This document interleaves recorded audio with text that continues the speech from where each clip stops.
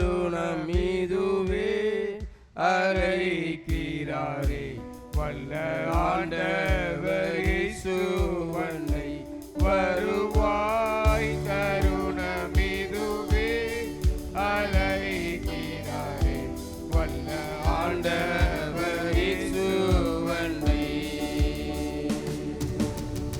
வாழ்நாளை எல்லாம் வீணாராய் வருத்தத்தோடு கழிப்பது ஏன் வாழ்நாளை எல்லாம் வீணாராய் வருத்தத்தோடு கழிப்பது ஏன் வந்தவர் பாதம் சரணடைந்தார் வாழ்வித்து உன்னை சேர்த்துக் கொள்வார் வந்தவர் பாதம் சரணடைந்தார் வாழ்வித்து உன்னை சேர்த்துக் கொள்வார் வருவாய் கருணம் இதுவே அழைக்கிறாரே வல்ல ஆண்டவர் இயேசுவனை வருவாய் கருணம் இதுவே அழைக்கிறாரே வல்ல ஆண்டவர் இயேசுவனை கட்டின வீடும் நீளம் பொருளும் கண்டிடும் ஊர்சா உறவினரும் கட்டின வீடும் நீளம் பொருளும் கண்டிடும் ஊர்சா உறவினரும் கூடுவிட்டு உன் ஆவி போனார் கூட உன்னோடு வருவதில்லை வருவார் கருணம் இதுவே அழைக்கிறாரே வல்ல ஆண்டவர் இயேசுவனை வருவார் கருணம் இதுவே அழைக்கிறாரே வல்ல ஆண்டவர் இயேசுவனை அழகு மாயை நிலைத்திடாதே அதை நம்பாதே மயக்கிடுமே அழகு மாயை நிலைத்திடாதே அதை நம்பாதே மயக்கிடுமே மரணம் ஓர் நாள் சந்திக்குமே மறவாதே உன் ஆண்டவரை வருவாய் தருணம் இதுவே அழைக்கிறாரே வல்ல ஆண்டவர் இயேசுவனை வருவாய் தருணம் இதுவே அழைக்கிறாரே வல்ல ஆண்டவர் இயேசுவனை வானத்தின் கீழே பூமி மேலே வானவர் இயேசு நாமமல்லார் வானத்தின் கீழே பூமி மேலே வானவர் இயேசு நாமமல்லார் ரட்சிப்படைய வழி இல்லையே ரட்சகர் இயேசு வழி அவரே வருவாய் தருணம் இதுவே அழைக்கிறாரே வல்ல ஆண்டவர் இயேசுவனை வருவாய் தருணம் இதுவே அழைக்கிறாரே வல்ல ஆண்டவர் இயேசுவனை தீராத பாவம் வியாதியையும் மாறாத உந்தன் பலவீனமும் தீராத பாவம் வியாதியையும் மாறாத உந்தன் பலவீனமும் குருசில் சுமந்து தீர்த்தார் காயங்களால் நீ குணமடைய வருவாய் கருணம் இதுவே அலை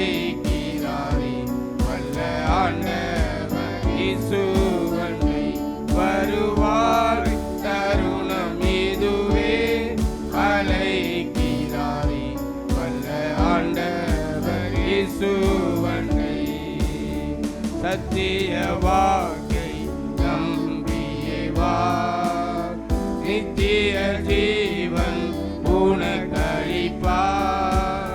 சத்திய வாக்கை நம்பியே வா. நித்திய ஜீவன் உனக்களிப்பார். உன் பேரை ஜீவ புஸ்தகத்தில் உண்மையாயின்று எழுதிடுவார். வருவார் தருணம் இதுவே அழைக்கிறாரே வல்ல ஆண்டவர் இயேசுவந்தே. வருவார் தருணம் இதுவே அழைக்கிறாரே வல்ல ஆண்டவர் இயேசுவந்தே. அல்லேலூயா அல்லேலூயா.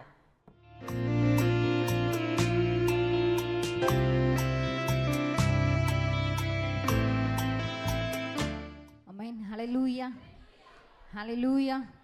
நல்ல கரங்களை உயர்த்தி எல்லாரும் ஆமென் ஆமென் ஹல்லேலூயா. சந்தோஷமா இருக்கிறீங்களா? ஆமென். கர்த்தருக்குள் எப்பொழுதும் பக்கத்தில் பார்த்து சொல்லலாமா? எல்லாரும் பக்கத்தில் திரும்பி பார்க்குறதுக்கே யோசிக்கிறீங்களே. ஆமென். கர்த்தருக்குள் எப்பொழுதும் சந்தோஷமாயிருங்கள் சந்தோஷமாயிருங்கள் என்று மறுபடியும் சொல்லிக்கிறோம். ஒவ்வொரு நாளும் நம்ம ஆண்டவருக்குள்ளே சந்தோஷமாக அவருக்குள்ளே பாடி துதித்து அவருடைய நாமத்தை உயர்த்த உயர்த்த அவருடைய கிருபைகள் பெருகி கொண்டே இருக்கிறது. ஆமென். எத்தனை பேருக்கு புதிய கிருபை வேணும்? புதிய கிருபை. ஆமென். ஒவ்வொரு நாளும் காலை தோறும் ஆண்டவருடைய கிருபைகள் எப்படிப்பட்டவைகளாக இருக்கிறதா? புதியவைகளாக இருக்கிறதா. நம்ம புதுசாக ட்ரெஸ்ஸு போடுறோமோ இல்லையோ, ஆண்டவர் ஒவ்வொரு நாளும் நமக்கு புதிய கிருபைகள் என்ன பண்ணிக்கிட்டு இருக்காரு? கொடுத்து கொண்டே இருக்கிறார். அவருடைய கிருபையினால தான் வாழ்கிறோம், அவருடைய கிருபையினால தான் சுவாசிக்கிறோம், அவருடைய கிருபையினால தான் ஒவ்வொரு நாளும் நம்ம ஊழியத்தை செய்கிறோம். அந்த நாளில் கூட அப்பா உங்கள் கிருபை எனக்கு வேணும். ஆமென். உங்கள் கிருபையினால் எங்களை நிரப்புங்க. ஒருவேளை நம்ம வாழ்க்கையில் ஆரம்பம் அற்பமாக இருக்கலாம், ஆனால் முடிவு எப்படி இருக்குமா? சம்பூர்ணமாக இருக்குமா? குறைவுகளை நிறைவாய் மாற்றுகிற தெய்வம். எத்தனை பேர் விசுவாசிக்கிறீங்க? என் வாழ்க்கையில் இருக்கிற எல்லா குறைவுகளையும் கர்த்தர் எப்படி மாற்றுவார்? நிறைவாய் மாற்றுவார். ஆண்டவர் கொடுத்த வார்த்தைகள் ஒன்றுமே வெறுமையாக போகாது. நம்ம அதை சாதாரணமாக நினைத்தா அது சாதாரணமான வார்த்தை. ஆனால் ஆண்டவருடைய வார்த்தைகள் ஒன்றுமே ஒளிந்து போகுது. அந்த வானம் பூமி கூட ஒளிந்து போயிடும். ஆனால் ஆண்டவருடைய வார்த்தைகள் ஒரு நாளும் ஒளிந்து போவதில்லை. இந்த வார்த்தைகளை சொல்லி அவருடைய நாமத்தை உயர்த்தி ஆண்டவரை பாடி துதிக்கலாம். Thank you Jesus. புதிய நாளுக்குள் என்னை நடத்தும், புதிய கிருபையால் என்னை நிரப்பும். புதிய நாளுக்குள் என்னை நடத்தும், புதிய கிருபையால் என்னை நிரப்பும். புதிய நாளுக்குள் நல்ல கைத்தட்டி உற்சாகமா புதிய நாளுக்குள் புதிய நாளுக்குள் ஆமென். புது கிருபை தாரும் தேவா, புது தாரும் தேவா. பாடுவோமா? புது கிருபை தாரும் தேவா, புது பலனை தாரும் தேவா. புது கிருபை புது கிருபை தாரும் தேவா, புது பலனை தாரும் தேவா. புது கிருபை தாரும் தேவா, புது பலனை தாரும் தேவா. புதிய நாளுக்குள் ஆமென். நல்ல கைத்தட்டி இந்த காலை நேரத்தில் அம்மா ஒரு புதிய நாளுக்குள்ள என்னை நடத்திடுங்க.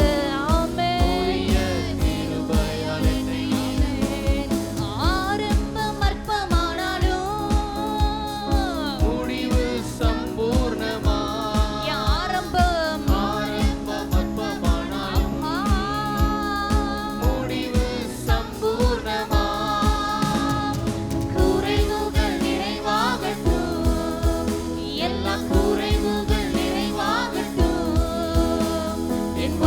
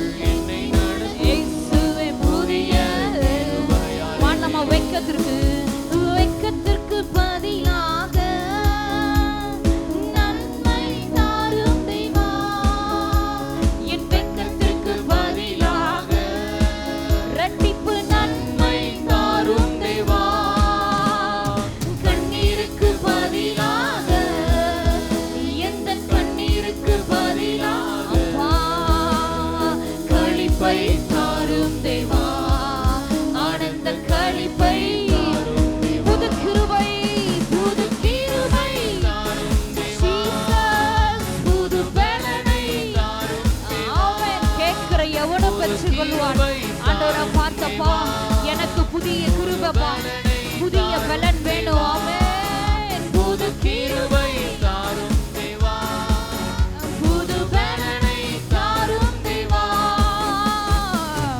என் நாளுக்குள் என்னை நடத்தும், புதிய கிருபையால் என்னை நிரப்பும். புதிய நாளுக்குள் என்னை நடத்தும். ஆமென். புதிய கிருபை, புதிய நாளுக்குள், புதிய நாளுக்குள் என்னை நடத்தும். ஜீசஸ் புதிய கிருபையால் என்னை கேட்கலாமா? புதிய நாளுக்குள் என்னை நடத்தும். ஆமென். புதிய ஆரம்பமே, ஆரம்பம் அற்பமானாலும் என் முடிவு சம்பூர்ணமா. முடிவு சம்பூர்ணமா. ஆமென். கரங்களை தட்டி ஆரம்பம். அற்பமானாலும் ஆமென். முடிவு சம்பூர்ணமா. ஆமென். குறைவுகள் நிறைவாகட்டும், எல்லா குறைவுகள் நிறைவாகட்டும். என் வறட்சி செழிப்பாகட்டும், என் வறட்சி செழிப்பாகட்டும். புது கிருபை, புது கிருபை தாரும் தேவா, ஜீசஸ், புது பலனை தாரும் தேவா. ஆமென். புது கிருபை வா, தாரும் என் தேவா. கரங்களை தட்டி ஆண்டவரை பார்த்தப்பா, எனக்கு புது கிருபை தாங்கப்பா. கிருபை தாரும் தேவா, எனக்கு புதிய பலன் வேணும். தாரும் வா, புதிய கிருபையினால. ஆமென். நல்ல கரங்களை தட்டி ஆமென். புது கிருபை, புது கிருபை தாரும் தேவா. ஜீசஸ், புது பலனை தாரும் வா, புது கிருபை. புது கிருபை தாரும் தேவா. புது பலனை தாரும் தேவா. புதிய நாளுக்குள் என்னை நடத்தும், புதிய கிருபையால் என்னை நிரப்பும். புதிய நாளுக்குள் என்னை நடத்தும், புதிய கிருபையால் என்னை நிரப்பும். நல்ல கரங்களை தட்டி ஒரு நிமிடம் ஆண்டவரை நோக்கி பார்த்தப்பா, ஒரு புதிய கிருபை என்னை நிரப்புவதாக. எல்லாரும் ஆவியில நிரம்பி அப்பா, ஒரு புதிய கிருபையினால் எங்களை நிரப்புங்க. உங்க கிருபை என்னை சூழ்ந்து கொள்வதாக.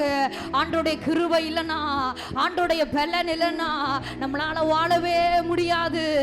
இயேசுவை நோக்கி பார்த்த இந்த காலை நேரத்துல உங்க சமூகத்துக்கு வந்திருக்கிற என்ன புது கிருபையினால, எங்க குடும்பத்தை புதிய பலத்தினால, உங்க கிருபையினால, உங்க கிருபையினால இன்னும் அநேகர் வாய்களை திறந்து ஆமென் கேட்காம இருக்கிறீங்க.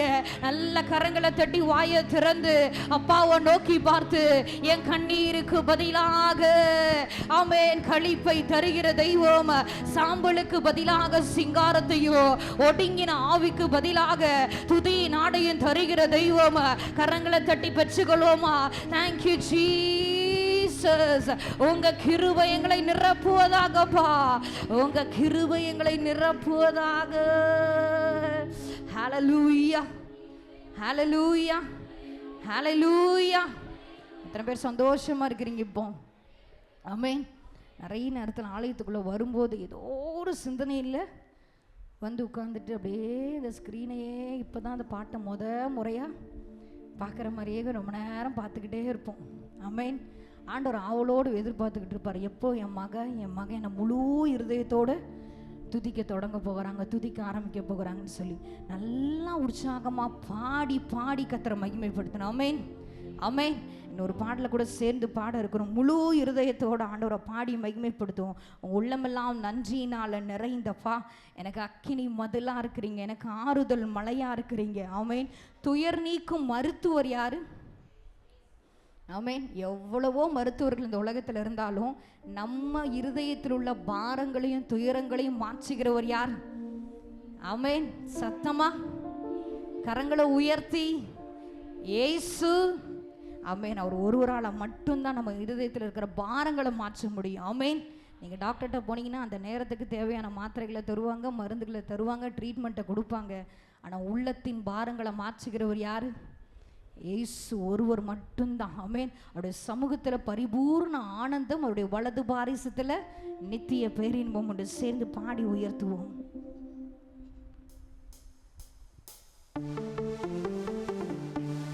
கரங்களை தட்டி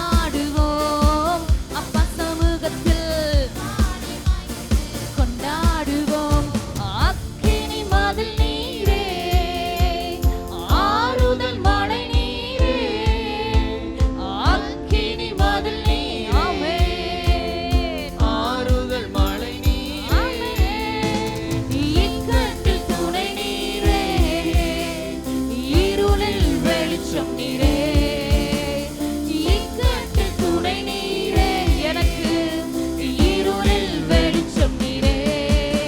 நன்றி நன்றி நன்றி நன்றி. ஆமென். நன்றி. அப்பாவுக்கு நன்றி செலுத்தி நன்றி நன்றி. பாடுவோம் மகிழ்வோம் கொண்டாடுவோம், அப்பா சமூகத்தில் பாடி மகிழ்ந்து கொண்டாடுவோம். ஆமென். பாடுவோம் மகிழ்வோம் கொண்டாடுவோம், அப்பா சமூகத்தில் பாடி மகிழ்ந்து கொண்டாடுவோம். துயர் நீக்கும் மருத்துவரே, துதிக்கு பாத்திரரே. ஆமென். துயர் நீக்கும் மருத்துவரே, துதிக்கு பாத்திரரே. பலனெல்லாம் நீர்தானையா, என் பிரியமும் நீர்தானையா. எனக்கு பலனெல்லாம் நீர்தானையா, என் பிரியமும் நீர்தானையா. நன்றி நன்றி நன்றி நன்றி நன்றி நன்றி நன்றி. நன்றி நன்றி நன்றி நன்றி. பாடுவோம் மகிழ்வோம் கொண்டாடுவோம், அப்பா சமூகத்தில் பாடி ஆமென் கொண்டாடுவோம். பாடுவோம் மகிழ்வோம் கொண்டாடுவோம், அப்பா சமூகத்தில் பாடி மகிழ்ந்து கொண்டாடுவோம். ஆமென். கல்வாரி சிலுவையினால் சாபங்கள் உடைந்ததையா, கல்வாரி சிலுவையினால் என் சாபங்கள் உடைந்ததையா. கல்வாரி சிலுவையினால் என் சாபங்கள் உடைந்ததையா. கல்வாரி சிலுவையினால் என் சாபங்கள் உடைந்ததையா. ஆபிரகாமின் ஆசீர்வாதங்கள் இந்த அடிமைக்கு கிடைத்ததையா. ஆபிரகாமின் ஆசீர்வாதங்கள் இந்த அடிமைக்கு கிடைத்ததையா. நன்றி ஆமென். நன்றி ஆமென். நன்றி அப்பா. ஆண்டவருக்கு நன்றி செலுத்தி அப்பா. ஆமென். எனக்கு ஆசீர்வாதங்களை தருகிற தெய்வம். நன்றி நன்றி ஆமென். நன்றி இயேசுவே, இயேசுவே உம் இரத்தத்தால் நீதிமானாய் மாற்றினீரே. ஆமென். இயேசுவே உம் இரத்தத்தால் என்னை நீதிமானாய் மாற்றினீரே. ஆமென். பரிசுத்த ஆவி தந்து உம் அன்பை ஊற்றினீரே என் மேல. பரிசுத்த ஆவி தந்து உம் அன்பை ஊற்றினீரே. கரங்களை உயர்த்தி நன்றி ஆமென். அப்பா நன்றி அப்பா. உங்க உள்ளத்திலிருந்து அவர் அவருடைய பரிசுத்த ஆவியினால நம்மை நிரப்பினதற்காக நன்றி நன்றி நிறைந்த இதயத்தோடு நன்றி அப்பா நன்றி அப்பா. Thank you, Jesus. நன்றி ஆமென். உம்மையே நம்பி வாழ்வதால் நான் உமக்கே சொந்தமானேன். ஆமென். உம்மையே நம்பி வாழ்வதால் நான் உமக்கே சொந்தமானேன். என் உயிரான கிறிஸ்து வந்ததால் உம் உறவுக்குள் வந்து விட்டேன். என் உயிரான கிறிஸ்து வந்ததால் உம் உறவுக்குள் வந்து விட்டேன். நன்றி ஆமென் அப்பா. Thank you, Jesus. ஆண்டவரை உயர்த்தலாமா? எல்லாரும் ஒரு மனமா ஆண்டவருக்கு நன்றி செலுத்தி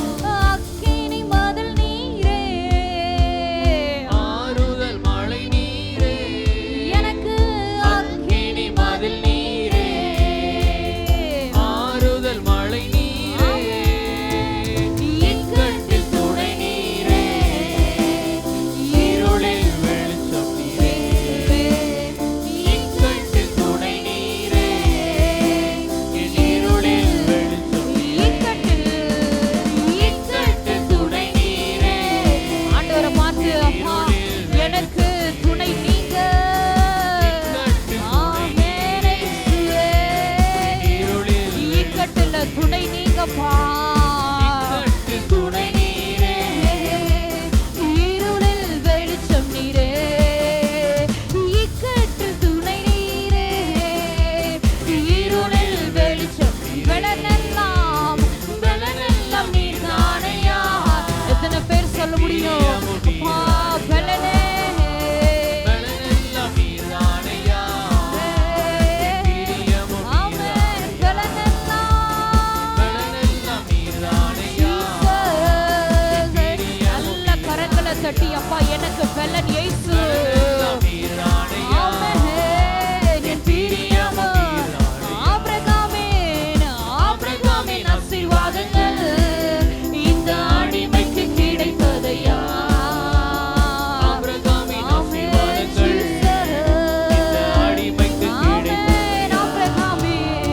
ஆபிரகாமின் ஆசீர்வாதங்கள் எல்லாரும் ஆமென்.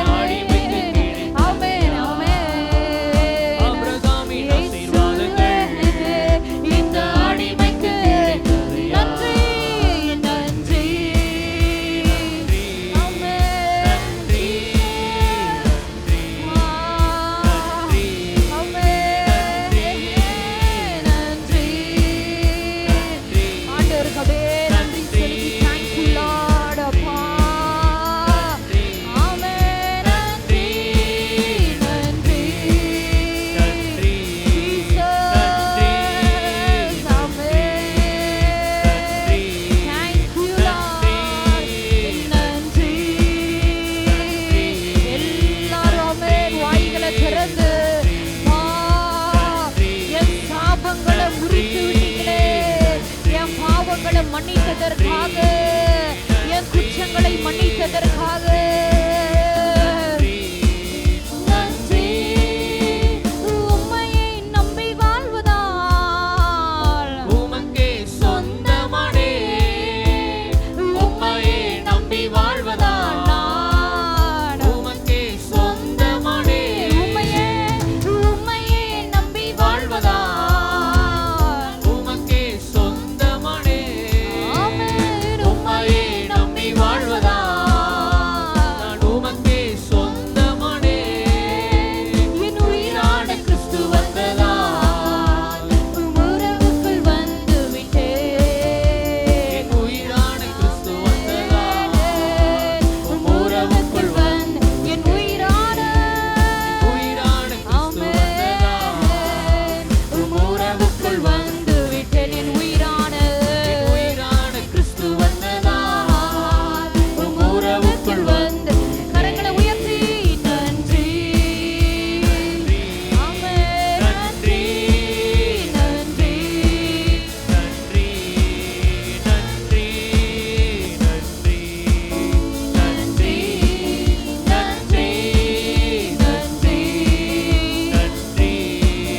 நன்றி,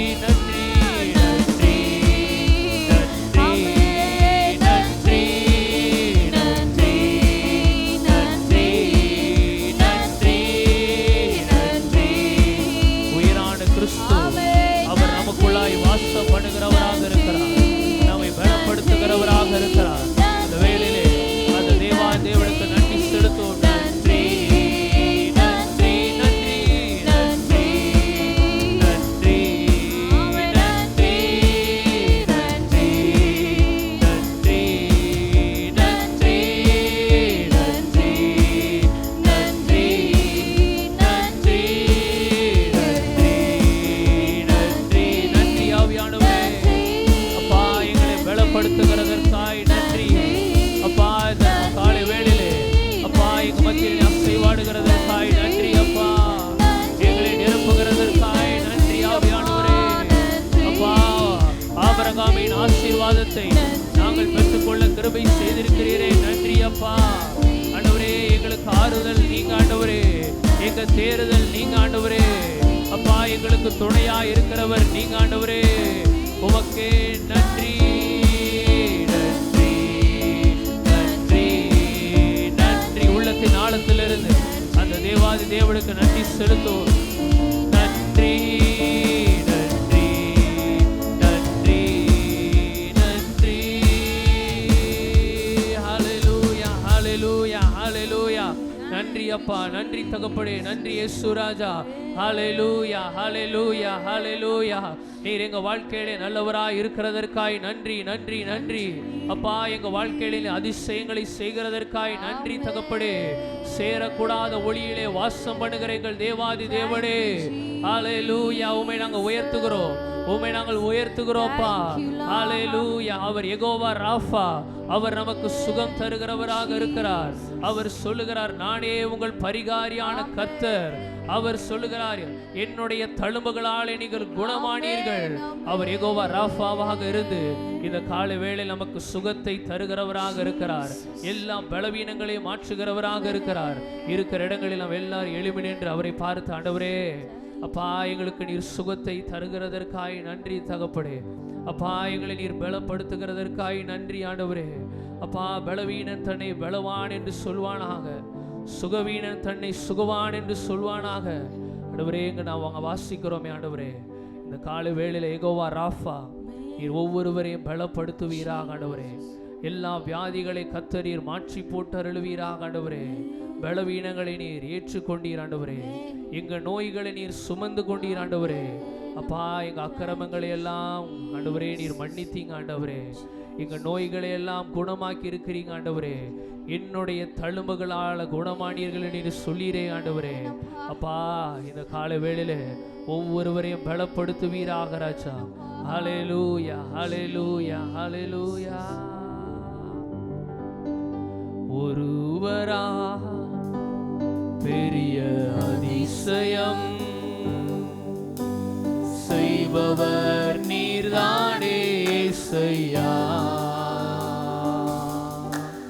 ஒருவரா பெரிய அதிசயம் செய்பவர் நீர்தானே இயேசையா. ஒருவரா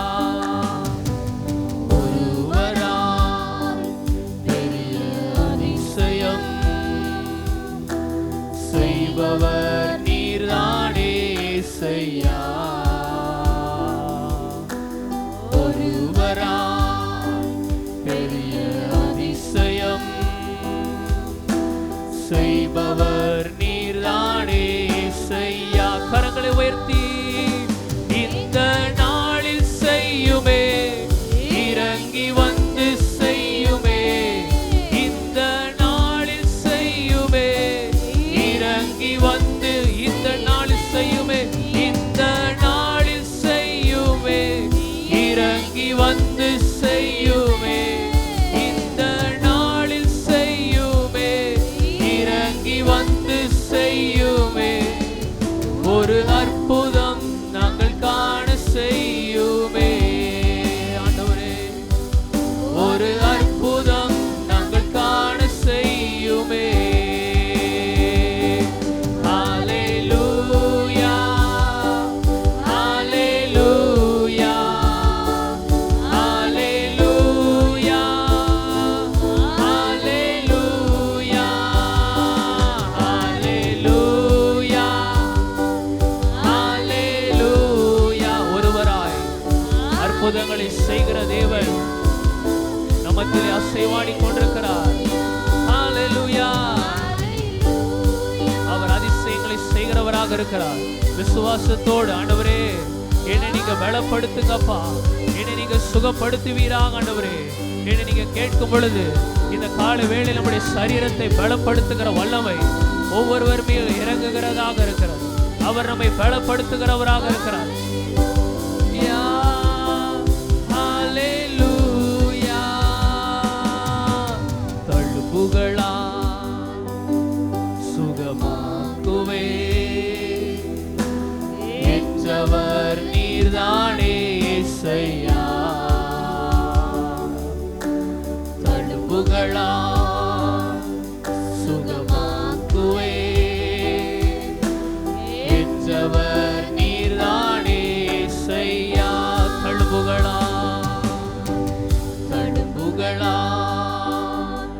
சுக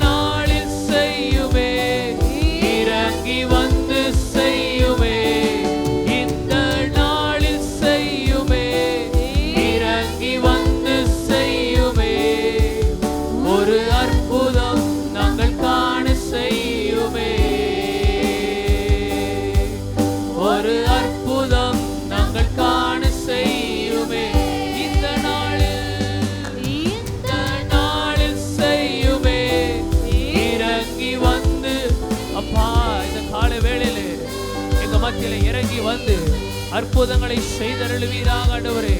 யெகோவா ராஃபா நீர் ஆண்டவரே, ஒவ்வொருவரையும் பலப்படுத்துங்க ஆவியானவரே. வந்து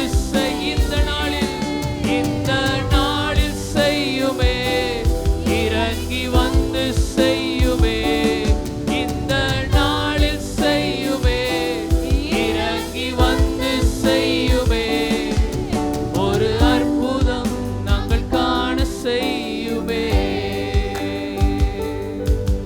ஒரு அற்புதம் நாங்கள் காண செய்யுமே, ஒரு அற்புதம், ஒரு அற்புதம் நாங்கள் காண செய்யுமே, ஒரு அற்புதம் நாங்கள் காண செய்யுமே. தழும்புகளா சுகமாக்குவே, என்றவர் நீர்தானே செய்யா. தழும்புகளா சுகமாக்குவே, என்றவர் நீர்தானே செய்யா. தழும்புகளா சுகமாக்குவே. நம்முடைய பலவீனங்களை அவர் சிலுவையில ஏற்றுக்கொண்டார். நாம் அந்த பலவீனங்களை சுமக்க வேண்டாம் என்று சொல்லி அவர் எல்லாவற்றையும் சிலுவையிலே சுமந்து தீர்த்து விட்டார். நம்முடைய பாவங்களை, நம்முடைய சாபங்களை, நம்முடைய வியாதியை, நம்முடைய வேதனையை அவர் சுமந்து தீர்த்து விட்டார். இந்த நாளில் செய்யுமே, இறங்கி வந்து செய்யுமே, இந்த நாளில் செய்யுமே, இறங்கி வந்து இந்த நாளில் செய்யுமே, இறங்கி வந்து செய்யுமே, இந்த நாளில் செய்யுமே, இறங்கி வந்து செய்யுமே, ஒரு அற்புதம் நாங்கள் காண செய்யுமே, ஒரு அற்புதம் நாங்கள் காண செய்யுமே, ஒரு அற்புதம், ஒரு அற்புதம் நாங்கள் காண செய்யுமே,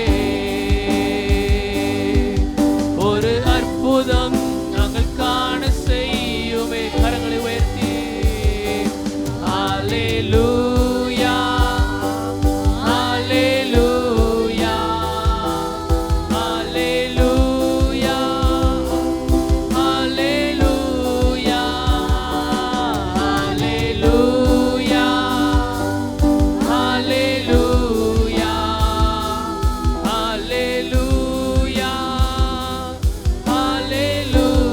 கரங்களை உயர்த்தி அல்லேலூயா, அல்லேலூயா, அல்லேலூயா, அல்லேலூயா, அல்லேலூயா,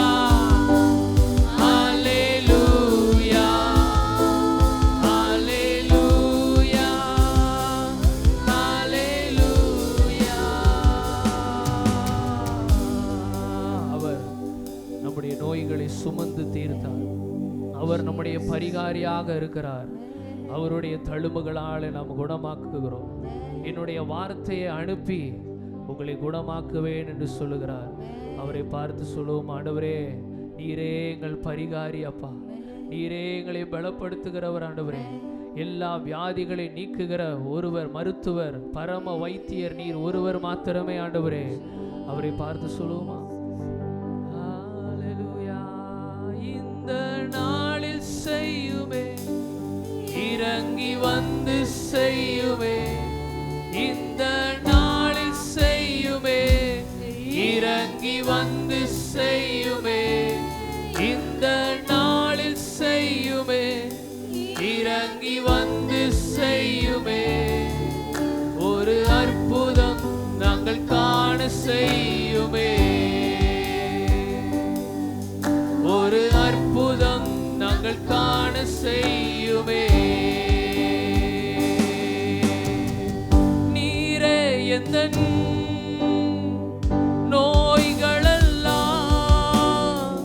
குணமாக்கிடும் பரிகாரி.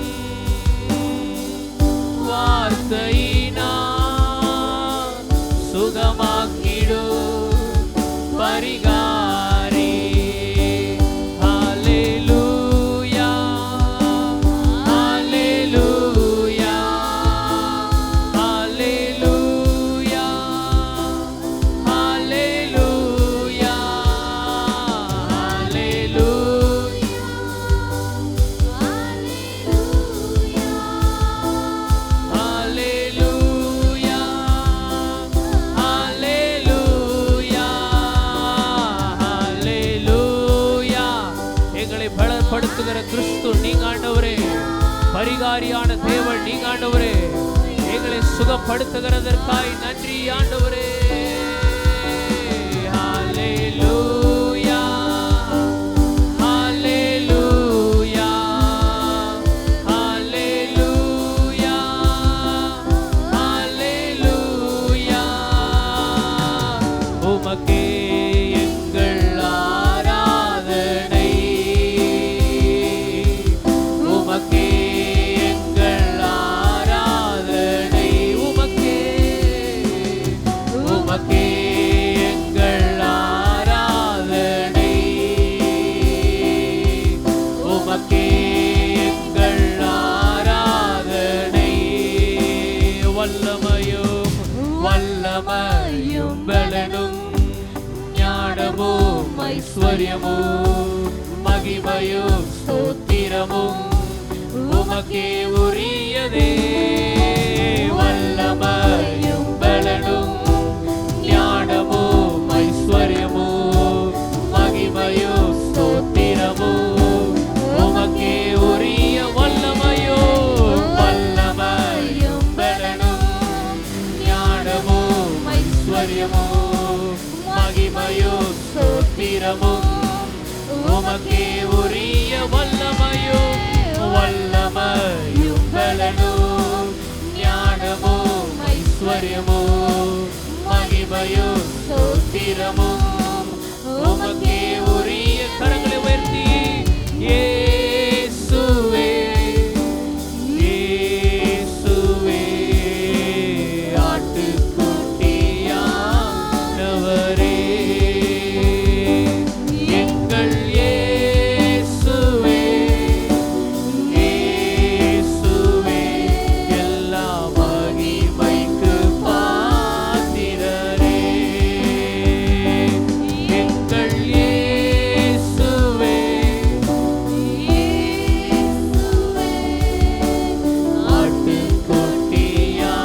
ஆட்டுக்குட்டியானவரே, எங்கள் இயேசுவே, இயேசுவே, எல்லா மகிமைக்கு பாத்திரரே.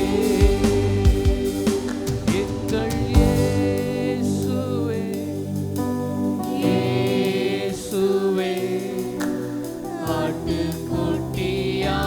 ஆட்டுக்குட்டியானவரே,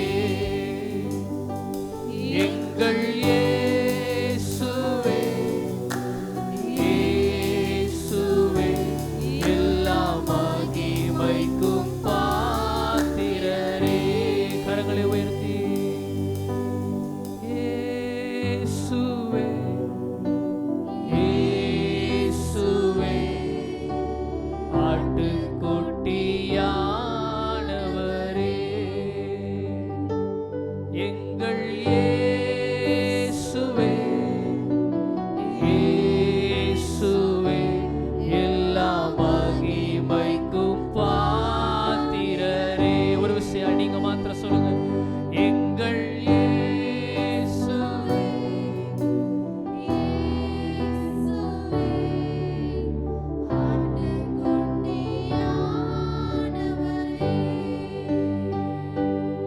எங்கள் இயேசுவே, இயேசுவே, எல்லா மகிமைக்கும் பாத்திரரே.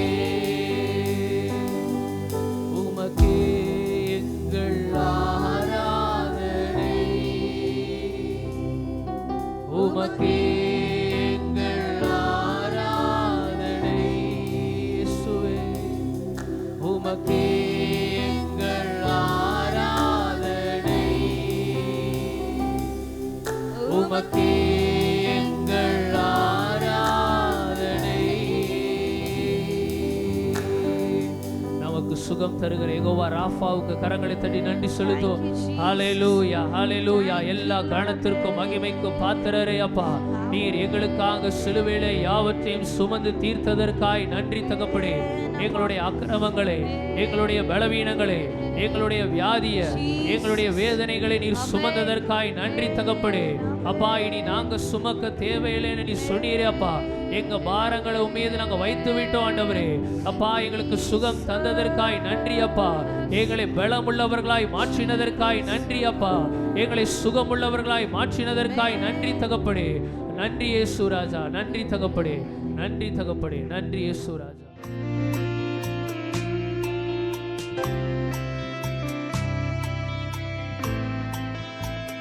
கர்த்தருடைய வார்த்தைகளுக்கு நேராக கடன் செல்வோம். போன வாரம் கொடுத்த செய்தியின் தலைப்பில் தொடர்ச்சியாக இன்றைக்கு நான் கொடுக்க இருக்கிறேன். நினைவில் வைத்திருக்கிற தேவன். நினைவில் வைத்திருக்கிற தேவன். எபிரேயர் 6:10 நாம் வாசித்தோம். அதை வாசிருங்க. எபிரேயர் 6:10. ஏனென்றால் உங்கள் கிரியையையும் நீங்கள் பரிசுத்தவான்களுக்கு ஊழியம் செய்ததினாலும் செய்து வருகிறதினாலும் தமது நாமத்திற்காக காண்பித்த அன்புள்ள பிரயாசத்தையும் மறந்து விடுகிறதற்கு தேவன் அநீதியுள்ளவர் அல்லவே. தமது நாமத்திற்காக காண்பித்த அன்புள்ள பிரயாசத்தையும் மறந்து விடுகிறதற்கு தேவன் அநீதி உள்ளவர் அல்லவே அப்படி சொல்லி நம்ம கர்த்தருடைய வார்த்தையை நம்ம சிந்தித்தோம். அபியா நல்ல காரியம் காணப்பட்டதினால் அவன் ஒருவனே கல்லறைக்குட்பட்டான் என்று பார்த்தோம். தொற்காள் என்ற தபித்தாள், அவள் நற்கிரியைகளையும் தருமங்களையும் மிகுதியாய் செய்து கொண்டு வந்தாள். ஆகவே அவள் மரித்த பின்பும் அவளுக்கு ஆயுசு நாட்கள் கூட்டி கொடுக்கப்பட்டது. கொர்நேலியுவே, உன் ஜெபம் கேட்கப்பட்டது, உன் தான தர்மங்கள் தேவ சந்நிதியில் நினைத்தருளப்பட்டது. அப்போ தேவ சமூகத்திலே நினைத்தருளப்பட்டது. அதை சிந்தித்தோம். அடுத்த யோசபாத்துடைய வாழ்க்கையில் அவரை தேவன் தண்டிக்கணும்னு விரும்பினார். ஆனால் நன்மையான காரியங்கள் அவருடைய வாழ்க்கையில் காணப்பட்டது. அதை தேவன் நினைவில் வைத்திருந்தார். கடைசியிலே நெகேமியாவை குறித்து நாம் சிந்தித்தோம். அவர் ஜனத்துக்காக செய்த காரியங்கள், தேவனுடைய ஆலயத்துக்காகவும் அதன் முறைமைகளுக்காகவும் செய்த நற்கிரியைகள், ஓய்வு நாளை பரிசுத்தமாக செய்ய வேண்டும் என்பதை குறித்த அறிவுரைகள், அந்த காரியங்கள், மறுஜாதியாரை எல்லாம் நீக்கி ஆசாரியரை லேவியரை சுத்திகரித்து மாத்திரமல்ல காணிக்கை முறைகளை ஒழுங்குபடுத்தின இந்த காரியங்களெல்லாம் தேவன் என்ன செய்தார், நினைவு கூர்ந்தார் என்று நம்ம பார்த்தோம். இன்றைக்கி அது தொடர்ச்சியாக நம்ம ஒரு சில காரியங்களை பார்க்க போகிறோம். வாசிப்போம். ஆதியாகமம் 26:4-5 வசனங்கள்.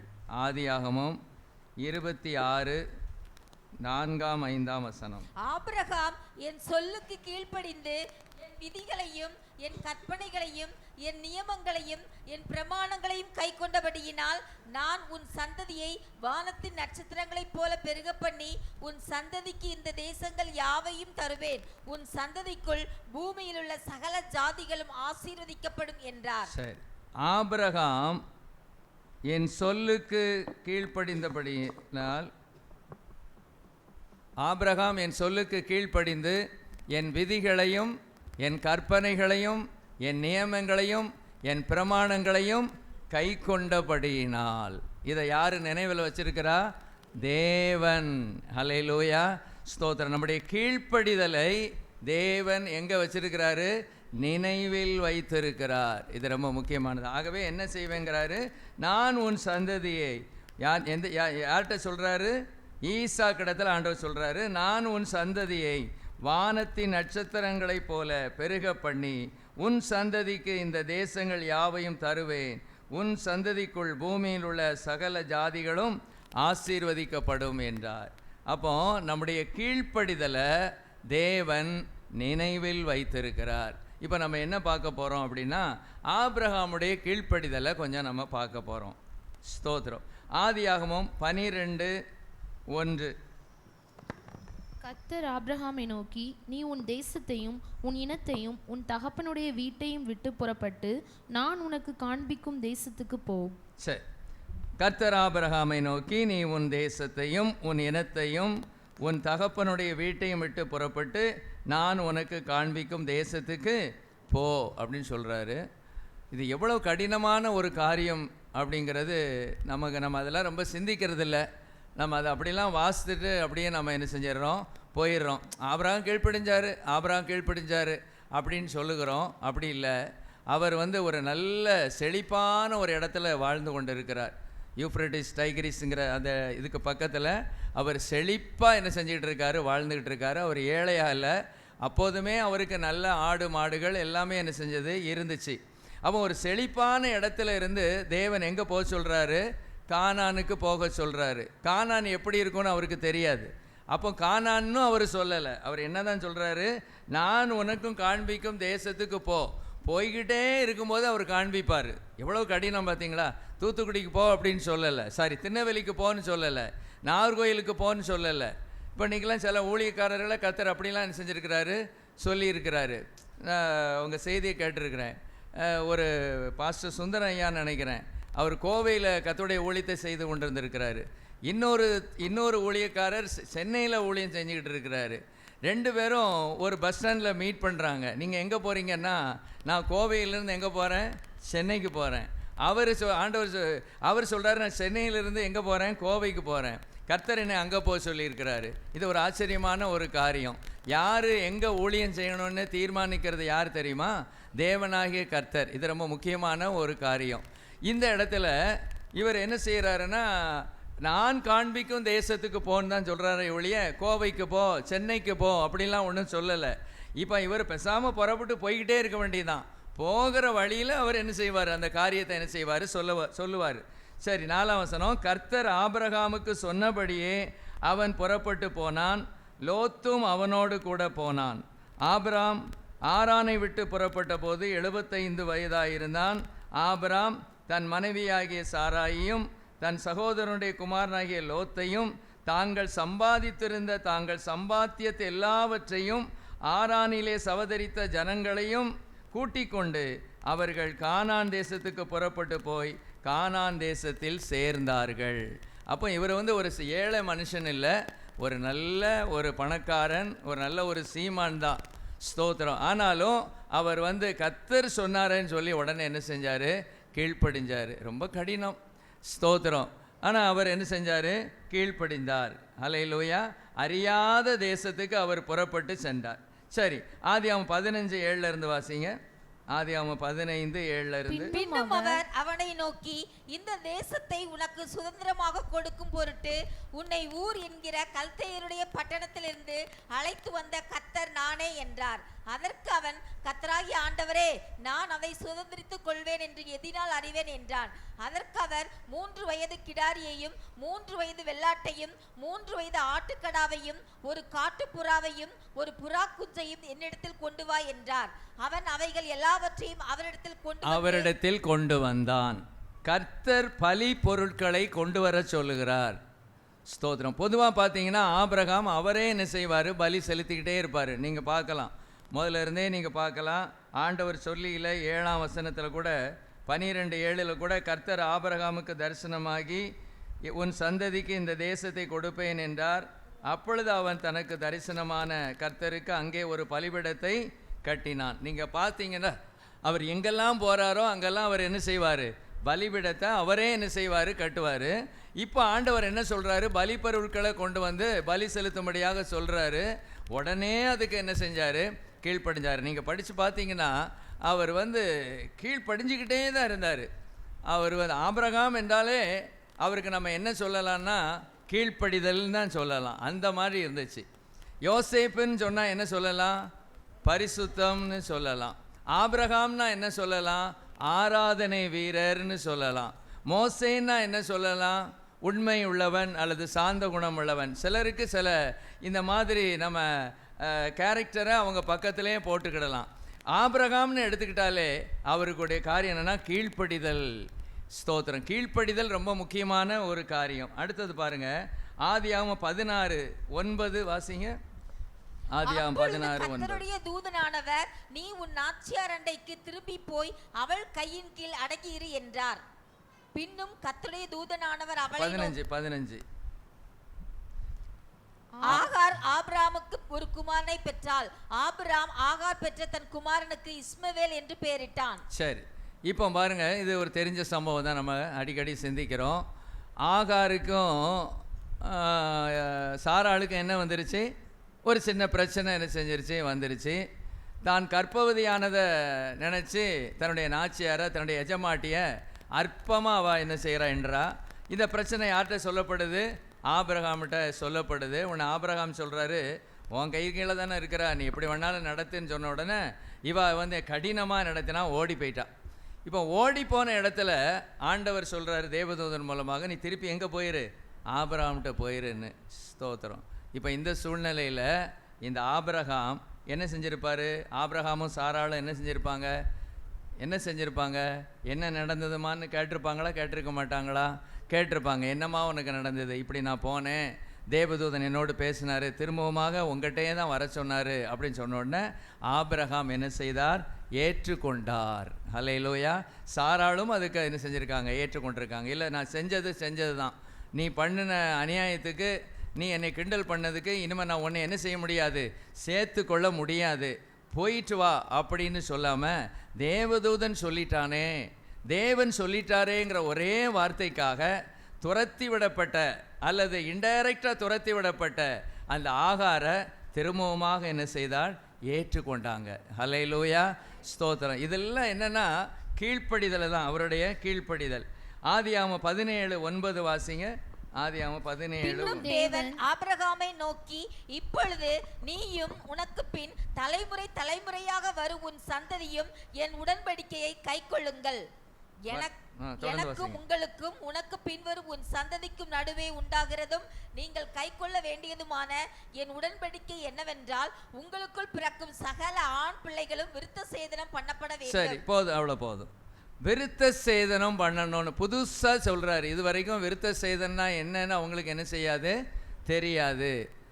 நம்ம இப்போவும் நம்முடைய முகமதிய சகோதரர்கள் அதை செய்கிறாங்க. அதுக்கு பேர் அவங்க சுன்னத்து அப்படின்னு வச்சுருக்கிறாங்க.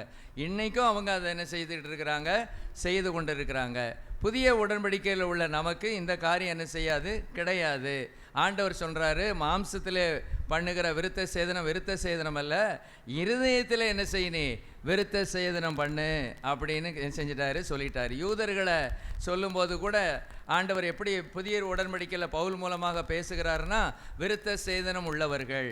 நம்ம பார்த்து பேசும்போது எப்படி பேசுகிறாரு, விருத்த சேதனம் இல்லாதவர்கள் அப்படிலாம் செய்கிறாரு, பேசுகிறாரு. பேதுருவை குறித்து சொல்லும்போது, விருத்த சேதனம் உள்ளவர்களுக்கு பேதுருவை அவர் அப்போஸ்தலனாக நியமித்தார், விருத்த சேதனம் இல்லாதவர்களுக்கு என்னை அவர் என்ன செஞ்சார், அப்போஸ்தலனாக நியமித்தார் அப்படிலாம் சொல்கிறாரு.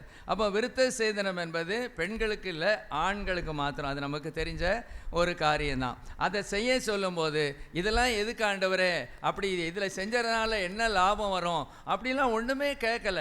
ஆண்டவர் சொன்னால் அப்படியே அவர் என்ன செய்வார், கீழ்ப்படிவார். ரொம்ப ஆச்சரியமாக இருக்குது. இன்றைக்கெலாம் நாம் அப்படி இல்லை. எதுவுக்குமே உடனே எனக்கு என்ன நன்மை கிடைக்கும், இப்படி தான் நம்முடைய எண்ணம் இருக்கும். ஆண்டவர் ஒன்று செய்ய சொன்னார்னா, இப்போ நான் ஞானஸ்நானம் எடுத்தேன்னா எனக்கு என்ன கிடைக்கும், நான் ரட்சிக்கப்பட்டேன்னா என்ன கிடைக்கும், நான் பரிசுத்தான அபிஷேகம் பெற்றேன்னா நான் என்ன கிடைக்கும், நான் ஊழியம் செய்தால் என்ன கிடைக்கும், இப்படி தான் என்ன செஞ்சுக்கிட்டு இருக்கோம், நம்ம சொல்லிகிட்டு இருக்கோம். இதே மாதிரி தான் அப்போஸ்தலர்கள் கூட, அப்போஸ்தலர்கள் யார், சீஷர்கள், இயேசுவோட இந்த சீஷர்கள் கூட அவங்க என்ன செஞ்சுக்கிட்டாங்க, ஆண்டவரே இதெல்லாம் உண்மை விட்டு நாங்கள் எல்லாத்தையும் விட்டுட்டு உண்மை பின்பற்றணுமே, எங்களுக்கு என்ன கிடைக்கும் அப்படின்னு தான் கேட்டாங்க. நாமும் அப்படி தான், ஏதாவது ஒரு நல்ல காரியங்களை செஞ்சுட்டு எனக்கு என்ன கிடைக்கும். போன வாரம் நம்ம தியானித்தோமே, நெகேமியா அப்படி தானே, நல்ல காரியங்களெல்லாம் செஞ்சுட்டு என்ன நினைச்சரலோன்னு சொல்லுவார். ஸ்தோத்திரம். இது ஒரு ரெண்டாம் தரமானது தான். நம்ம எப்போ பார்த்தாலும் நம்ம இப்படி தான் நினைக்கிறோம், நான் இப்படி செய்யலைன்னா பரலோகத்துக்கு போக மாட்டேனா, இப்படி செஞ்சேன்னா நான் நரகத்துக்கு போயிடுவேனா, இப்படி செஞ்சேன்னா கர்த்தர் உயர்த்துவாரா, இப்படியே நாம் இருக்கிறோம். ஸ்தோத்திரம். இதுவே நம்ம செகண்ட் குவாலிட்டியில் தான் இருக்கிறோன்னு அர்த்தம். நான் ஏதாவது செஞ்சால் ஆண்டவர் ஏதாவது எனக்கு செய்யணும் அப்படிங்கிற ஒரு எண்ணம் நமக்குள்ளாக ஆழமாக பதிஞ்சிருக்கு. நான் ஒன்று செஞ்சேன்னா என்ன செஞ்சிடணும், அது ஆண்டவர் எனக்கு ஒரு பதில் கொடுத்துடணும் அப்படின்னு. ஆனால் ஆபிரகாம் அப்படிலாம் கேள்வியே கேட்கல. ஆண்டவர் விருத்த சேதனம் பண்ணால் இதனால் என்ன ஆண்டவரே லாபம் அப்படிலாம் ஒன்றும் கேட்கல, உடனே அதை கீழ்ப்படிந்தார். Price the Lord. ஸ்தோத்திரம். ஆச்சரியமாக இருக்குது. அவரும் அவருடைய குடும்பத்தினர் எல்லாரும் என்ன செஞ்சாங்க, இஸ்மவேல் எல்லாருமே என்ன செஞ்சாங்க, அன்னைக்கு 8வது நாளில் என்ன செய்யணும், விருத்த சேதனம் பண்ணணும். இயேசு கிறிஸ்து கூட 8வது நாளில் என்ன செஞ்சார், விருத்த சேதனம் பண்ணினார். அதெல்லாம் வசனம் இருக்குது, நமக்கு அது இல்லை. அல்லேலூயா, ஸ்தோத்திரம். சரி, அந்த கீழ்ப்படிதல். அடுத்தது பாருங்க, ஆதியாகமம் 20:7. ஆதியாகமம் 20:7. அந்த மனுஷனுடைய மனைவியை அவளிடத்திற்கு அனுப்பிவிடு, அவன் ஒரு தீர்க்கதரிசி, நீ பிழைக்கும்படிக்கு அவன் உனக்காக வேண்டுதல் செய்வான். நீ அவளை அனுப்பிவிடாதிருந்தால் நீயும் உன்னை சேர்ந்த யாவரும் சாகவே சாவீர்கள் என்று அறிவாயாக என்று சொப்பனத்திலே அவனுக்கு சொன்னார். Price the Lord. ஹல்லேலூயா, ஸ்தோத்திரம். அடுத்தது 17-18 வாசிங்க. ஆபிரகாமுடைய மனைவியாகிய சாராளி நிமித்தம் கர்த்தர் அபிமெலேக்குடைய வீட்டாரின் கற்பங்களை எல்லாம் அடைத்திருந்தபடியால் ஆபிரகாம் தேவனை நோக்கி வேண்டிக் கொண்டான். அப்பொழுது தேவன் அபிமெலேக்கையும் அவன் மனைவியையும் அவன் வேலைக்காரிகளையும் குணமாக்கி பிள்ளை பெறும்படி அனுக்கிரகம் பண்ணினான். ஹல்லேலூயா, அனுக்கிரகம் பண்ணினார். ஹல்லேலூயா, ஸ்தோத்திரம். பாருங்கள், இந்த இடத்துல அந்த மனுஷனோட அவன் ஒரு தீர்க்கதரிசி, நீ பிழைக்கும்படிக்கு அவன் உனக்காக வேண்டுதல் செய்வான். ஹல்லேலூயா. அப்படின்னா என்ன நடந்திருக்கணும் சொல்லுங்களேன்? என்ன நடந்திருக்கணும்? என்ன நடந்திருக்கணும்? இந்த அபிமெலேக்கு என்ன செஞ்சிருப்பாரு? ஆபிரகாமை கூப்பிட்டு விட்டு சொல்லியிருப்பாரு, இந்த பிரச்சனை மாறணும்னா நீ தான் ஜெபம் பண்ணணுமா. இவர்கிட்ட சொல்லலை ஆண்டவர். யார்கிட்ட சொல்லலை? ஆபிரகாம்கிட்ட சொல்லலை, நீ ஜெபம் பண்ணுன்னு சொல்லலை. ஆனால் அபிமெலேக்கிட்ட ஆண்டவர் சொல்கிறாரு, என்ன சொல்கிறாரு? நீ பிழைக்கும்படிக்கு அவன் உனக்காக வேண்டுதல் செய்வான். அப்போ ஆண்டவர் என்னோட தரிசனத்தில் பேசினார், ஆபிரகாம் தயவுசெய்து நீ எனக்காக ஜெபம் பண்ணு. நீ இந்த பிரச்சனையினால் எங்கள் குடும்பத்தில் உள்ள எல்லாருடைய கற்பமும் என்ன செய்யப்பட்டிருக்கு? அடைக்கப்பட்டிருக்கிறது. தயவு செய்து எனக்காக நீ ஜெபம் பண்ணுன்னு சொன்ன உடனே அவர் உடனே என்ன செய்கிறார்? ஜெபம் பண்ணுறார். கர்த்தருக்கு கீழ்ப்படிதல் அப்படின்னா அவருக்கு அவ்வளவு ஒரு சந்தோஷம். நமக்கு கீழ்ப்படியாமல் இருக்கிறது தான் சந்தோஷம். ஹல்லேலூயா, ஸ்தோத்திரம். ஏதாவது ஒரு ஓட்டை இருக்குமா? ஏதாவது ஒரு பக்க வழியாக போகிறதுக்கு வழி இருக்கா? இப்படித்தான் போகணுமா அப்படிங்கிற ஒரு கேள்விக்குறி நமக்கு இருக்குது. ஆண்டவர் சொல்வார், இப்படித்தான் போகணும்ப்பா, இதுதான் வழி, இதுதான் வழி, இதில் நீ நடக்கணும், இப்படித்தான் நீ வாழணும், இப்படித்தான் நீ எனக்கு கீழ்ப்படியணும் அப்படின்னு ஆண்டவர் என்ன செய்கிறார்? நம்ம பார்த்து சொல்லுகிறார். ஆபிரகாம் நமக்கு ஒரு மாதிரியாக இருக்கிறார். ஒரு மாதிரியாக இல்லை, நமக்கு மாதிரியாகவே இருக்கிறார். கீழ்ப்படிதல் அப்படின்ட்டா நம்ம யாரைத்தான் சொல்லணும்? ஆபிரகாமை தான் என்ன செய்யணும்? சொல்லணும். பாருங்கள், அடுத்தது 21:12 வாசிங்க. அப்பொழுது தேவன் ஆபிரகாமை நோக்கி, அந்த பிள்ளையையும் உன் அடிமை பெண்ணையும் குறித்து சொல்லப்பட்டது உனக்கு துக்கமாயிருக்க வேண்டாம். ஈசாக்கினிடத்தில் உன் சந்ததி விளங்கும். ஆதலால் சாராள் உனக்கு சொல்வது எல்லாவற்றையும் கேள். அடிமை பெண்ணின் மகனும் உன் வித்தாய் இருக்கிறபடியால் அவனையும் ஒரு ஜாதி ஆக்குவேன் என்றார். ஆபிரகாம் அதிகாலையில் எழுந்து அப்பத்தையும் ஒரு துருத்தி தண்ணீரையும் எடுத்து ஆகாருடைய தோளின் மேல் வைத்து பிள்ளையையும் ஒப்பு கொடுத்து அவளை அனுப்பிவிட்டான். அவள் புறப்பட்டு போய் பெயர்செபாவின் வனாந்தரத்திலே அலைந்து திரிந்தாள். அடுத்த கீழ்ப்படிதல், ஒவ்வொன்றும் கீழ்ப்படிதல் தான். பாருங்க, ஏற்றுக்கொள்ளனாலும் அங்கே கீழ்ப்படிதல் தான். இப்போ என்ன சொல்றாரு? இஸ்மவேலையும் ஆகாரையும் புறம்பே தள்ளிரு அப்படின்னு சொல்றாரு. எவ்வளவு கஷ்டமா இருக்கும் தெரியுமா? எவ்வளவு கடினம். என்னதான் இருந்தாலும் அவருடைய ஒரு மனைவி போல தான். இப்போ அவருக்கு ஒரு குழந்தை பிறந்திருக்கு. அவர் யார்? இஸ்மவேல். நல்ல ஒரு வாலிப வயசுக்குள்ளாக என்ன செஞ்சிட்டான்? வந்துட்டான். அவனை ஆண்டவர் புறம்பே தள்ளு அப்படிங்கிறாரு. என்ன ஆண்டவரே? அப்படிலாம் அவர் கேட்கல, கேள்வியே கேட்கல. ஆண்டவரே இப்படி சொல்கிறீரு ஆண்டவரே, அன்னைக்கு ஏற்றுக்கோன்னு சொன்னீர், அவள் விரட்டி விடும்போது நாங்கள் ஏற்றுக்கிட்டோம். இப்போ அடுத்த பிரச்சனை வந்த உடனே போன்னு சொல்கிறீரு. இப்படி மாற்றி மாற்றி பேசுகிறீர் ஆண்டவரே. நீர்லாம் ஒரு தெய்வமா? நீர் மாறாதவர். அவருக்கு அப்போ அதெல்லாம் தெரியாது. நான் இப்போ சொல்கிறேன், நீர் மாறாதவர்னு சொல்கிறீரு, நீர் நேற்றும் என்றும் மாறாதவர்னு சொல்கிறீரு. ஆனால் ஒரு தடவை ஏற்றுக்கோங்கிறீரு, பிறகு ஏதாவது பிரச்சனை வந்துட்டுனா விரட்டி விடுங்கிறீரு. இது என்ன ஆண்டவரே நியாயம்? அப்படிலாம் அவர் என்ன செய்யலை, பேசலை. எவ்வளவு கடினம் தெரியுமா? ஒரு மனைவியையும் மகளையும். இப்போ மகன், ஒரே மகன் அவர் தானே. பிரைஸ் அலாட். வந்துட்டானா? வந்துட்டான். ஈசாக்கு வந்துட்டான். ஈசாக்கு வந்துட்டாலும் ஈசாக்கு வருகிற வரைக்கும் இவர் தானே மகனாக இருந்தார். என்னதான் இருந்தாலும் அவருடைய வித்து தானே. ஒருவேளை சாராளுக்கு இஸ்மவேல் சாதாரணமாக இருக்கலாம், ஆனால் ஆபிரகாமுக்கு இஸ்மவேல் மேலே எப்படி தான் இருக்கும்? பாசம் இருக்கும். ஏன்னா அவருடைய ரத்தம் எங்கே இருக்கு? அவனிடத்துல இருக்கிறது. அப்போ தன்னுடைய மனைவியையும், மறுமனையாட்டியாகிய மனைவியையும் அவருடைய மகனையும் தள்ளி விடுவது என்பது பெரிய கடினமான காரியம். ஆனால் அவர் யோசிக்கல, ஆண்டவரே ஒரு 3 நாள் தருணம் தாங்க ஆண்டவரே, இதை நான் சரிப்படுத்திக்கிடுறேன் ஆண்டவரே. கொஞ்ச நேரம் உட்காந்து ஜெபம் பண்ணி எனக்கு ரொம்ப சமாதானமாக போயிடுச்சு, எனக்கு ரொம்ப கஷ்டமாக இருக்கு ஆண்டவரே, இப்படி நீர் சொல்லுகிறீர, எனக்கு தாங்க முடியல. நான் ஒரு வாரம் வச்சுட்டு என் பிள்ளைக்கு நல்லா விருந்தெல்லாம் போட்டுட்டு என் மனைவிக்கு நல்லா விருந்து வச்சுட்டு நான் அனுப்பி விடுறேன்னு சொல்லலை. அதிகாலையிலே எழும்பி உடனே அதுக்கு கீழ்ப்படுகிறார். கேட்குறார், எப்பா எப்படிங்க இது முடியுது?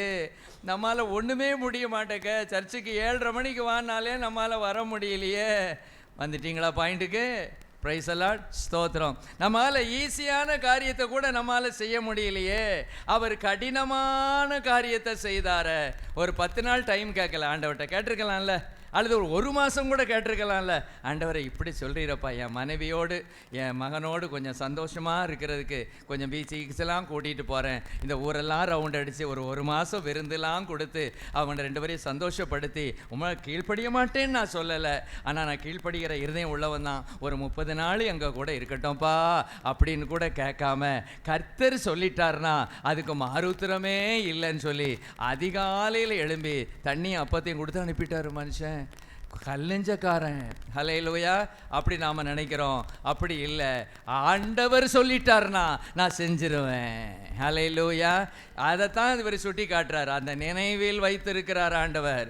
ஹல்லேலூயா. ஆபிரகாமின் உடனே அவருடைய கீழ்ப்படிதல் தேவனையே அசைக்கிறது. ஸ்தோத்திரம். நம்ம கீழ்ப்படிதல் தேவனுடைய நினைவில் இருக்கணும். நம்முடைய கீழ்ப்படியாமல் தேவனுடைய நினைவில் இருக்கக்கூடாது. நம்முடைய கீழ்ப்படிதல் தேவனுடைய அவருடைய நினைவில் என்ன செய்யணும்? இருக்கணும்.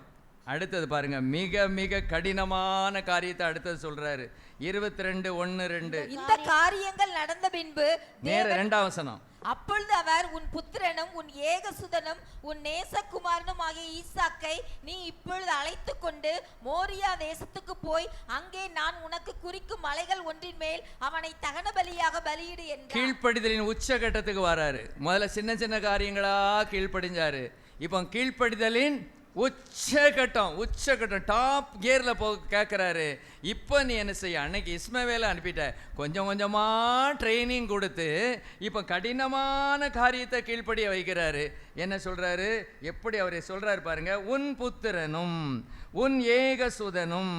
சிலர் சொல்லிடுவாங்க, இப்படி சொல்லனா இஸ்மவேலை பிடிச்சி அவர் பலிபீடத்தில் வச்சிருவாருன்னு. அது கிடையாது. பலிபீடம் அவரை தான் விரட்டி விட்டாச்சே, பிறகு அவரை கொண்டு எங்கே பலிபீடத்தில் வைக்க? அது கிடையாது. ஆனால் சொல்லும்போது அவர் அப்படி சொல்கிறார், உன் புத்திரனும் உன் ஏகசுதனும் உன் நேசகுமாரனுமாகிய ஈசாக்கை நீ இப்பொழுது அழைத்து கொண்டு மோரியா தேசத்துக்கு போய் அங்கே நான் உனக்கு குறிக்கும் மலைகள் ஒன்றின் மேல் அவனை தகன பலியாக பலியிடு என்றார். ஆபிரகாம் அதிகாலையில் எழுந்து. அவ்வளோதான். கர்த்தர் சொல்லிட்டாருன்னா அதுக்கு தாமதமே பண்ண மாட்டார். நம்ம இழுத்துக்கிட்டே இருப்போம் கீழ்ப்படியாமல் இருக்கிறதுக்கு. ஒரு 2-3 நாள் பொறுத்து செய்வோம். இதை ஆண்டவர் ஏதாவது மாற்றுவாரா பார்ப்போம். அவர் இரக்கமுள்ளவர் அல்லவா, அவர் அன்புள்ளவர் அல்லவா, அவர் தயவுள்ளவர் அல்லவா, அவர் சகாயம் செய்கிறவர் அல்லவா. ஒரு 3 நாள் பொறுத்திருப்போம். இன்றைக்கி ஒருவேளை வேறு மாதிரி பேசினாலும் பேசுவார். ஆண்டவரே 25 வருஷம் பெத்த பிள்ளைய கொடுக்கணுமா அப்படின்னு ஒரு கலக்கம் வந்திருக்குமா? ஒருவேளை இது ஆண்டவர் தான் பேசினாரா அல்லது சாத்தான் பேசினானா அப்படின்னு கூட என்ன நமக்கு வரும் அல்லவா? இன்னைக்கு இப்படி சொல்லுவாருன்னு நினைக்கிறீங்களா? இன்னைக்கு இப்படிலாம் சொல்ல மாட்டார் தேவன். ஹல்லேலூயா, ஸ்தோத்திரம். அன்னைக்கு அப்படி ஆபிரகாமிட்ட சொன்னார். ஏன்னா இப்போ பலி செலுத்துதலே இப்போ நமக்கு என்ன செய்யாது?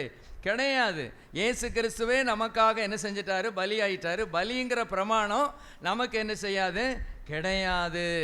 ஆனால் அவர் ஆண்டவரை விசுவாசித்திருக்கிறார், அது வேற விஷயம். ஒருவேளை நான் கொன்னுட்டாலும் கூட அதிலிருந்து யார் வந்துடுவா? ஈசாக்கு வந்துடுவா. ஏன் வந்துடுவான்?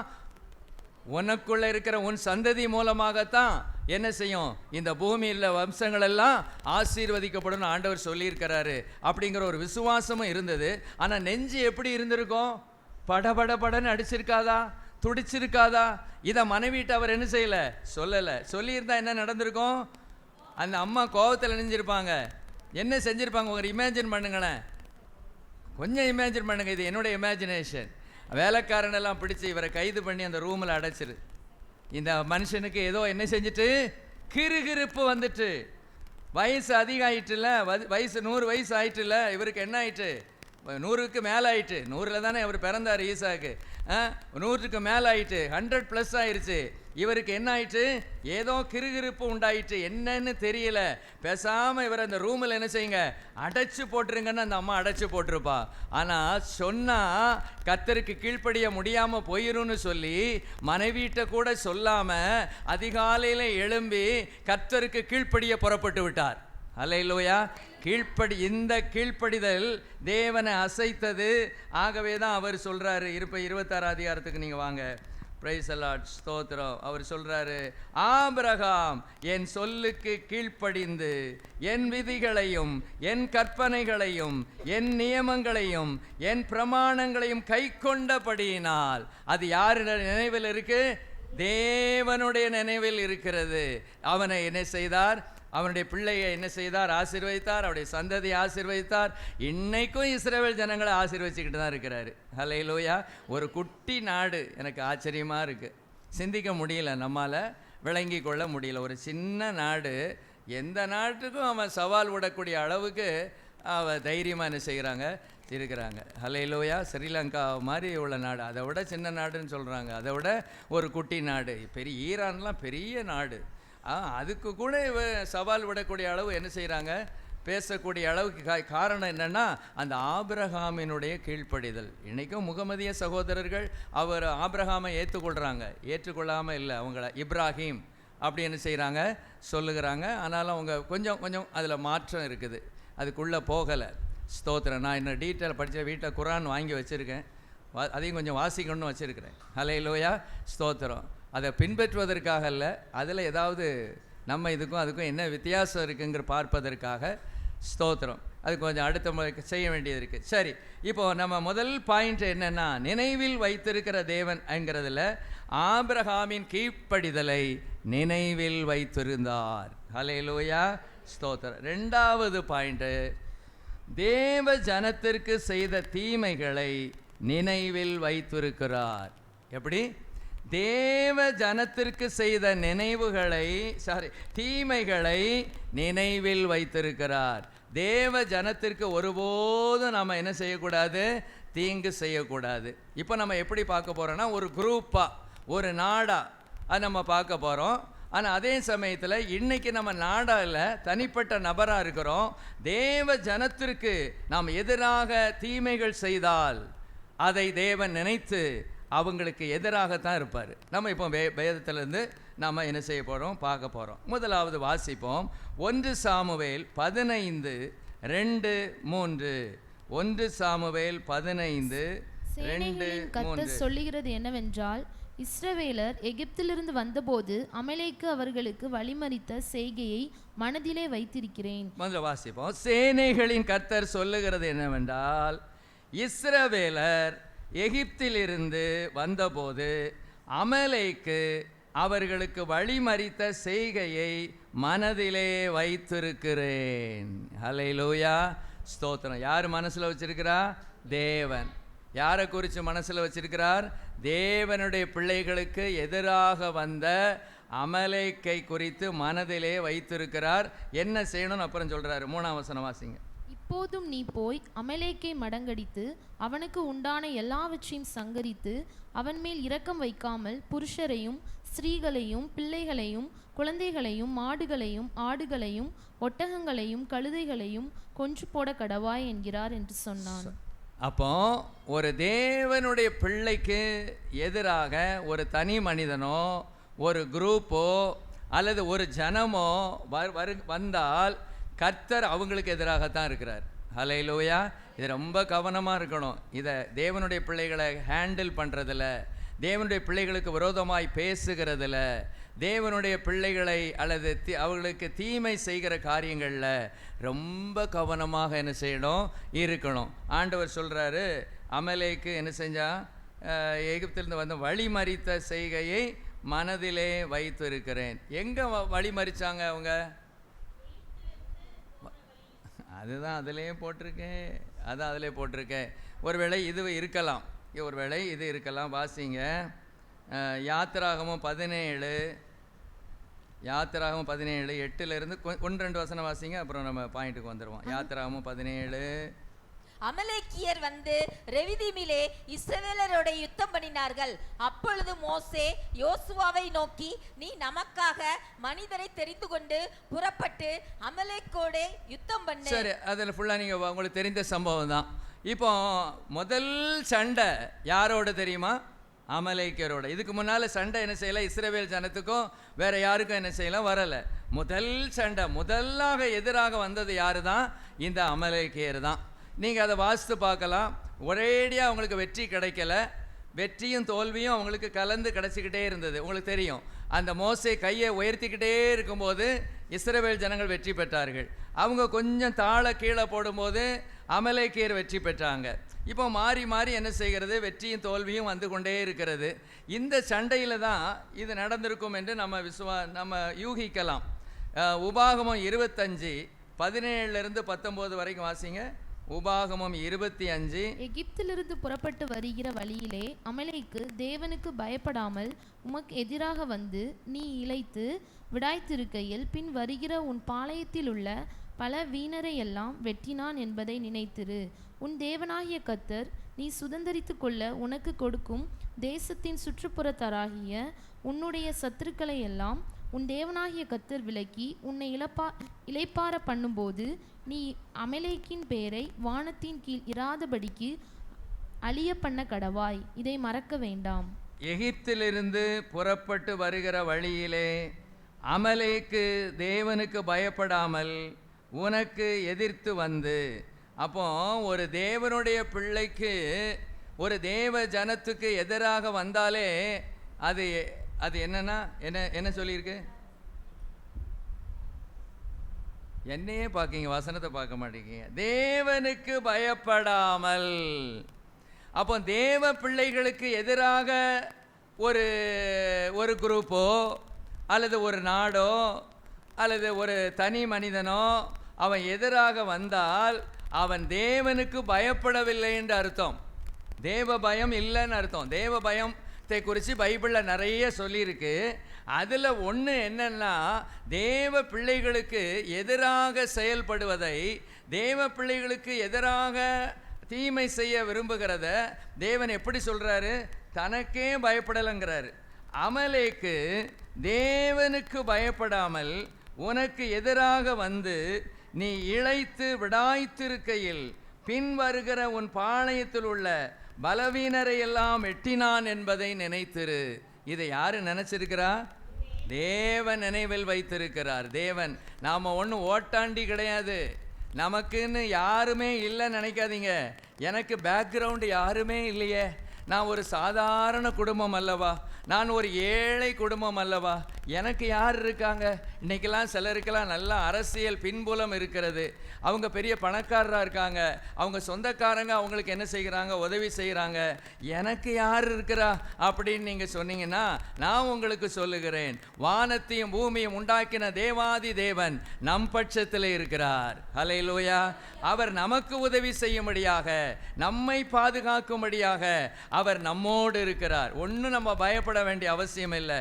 தேவ ஜனத்துக்கு ஒப்பானவன் யாரும் இல்லை. தேவ ஜனம் ஆராதிக்கிற தேவனுக்கு ஒப்பானவரும் யாரும் இல்லை.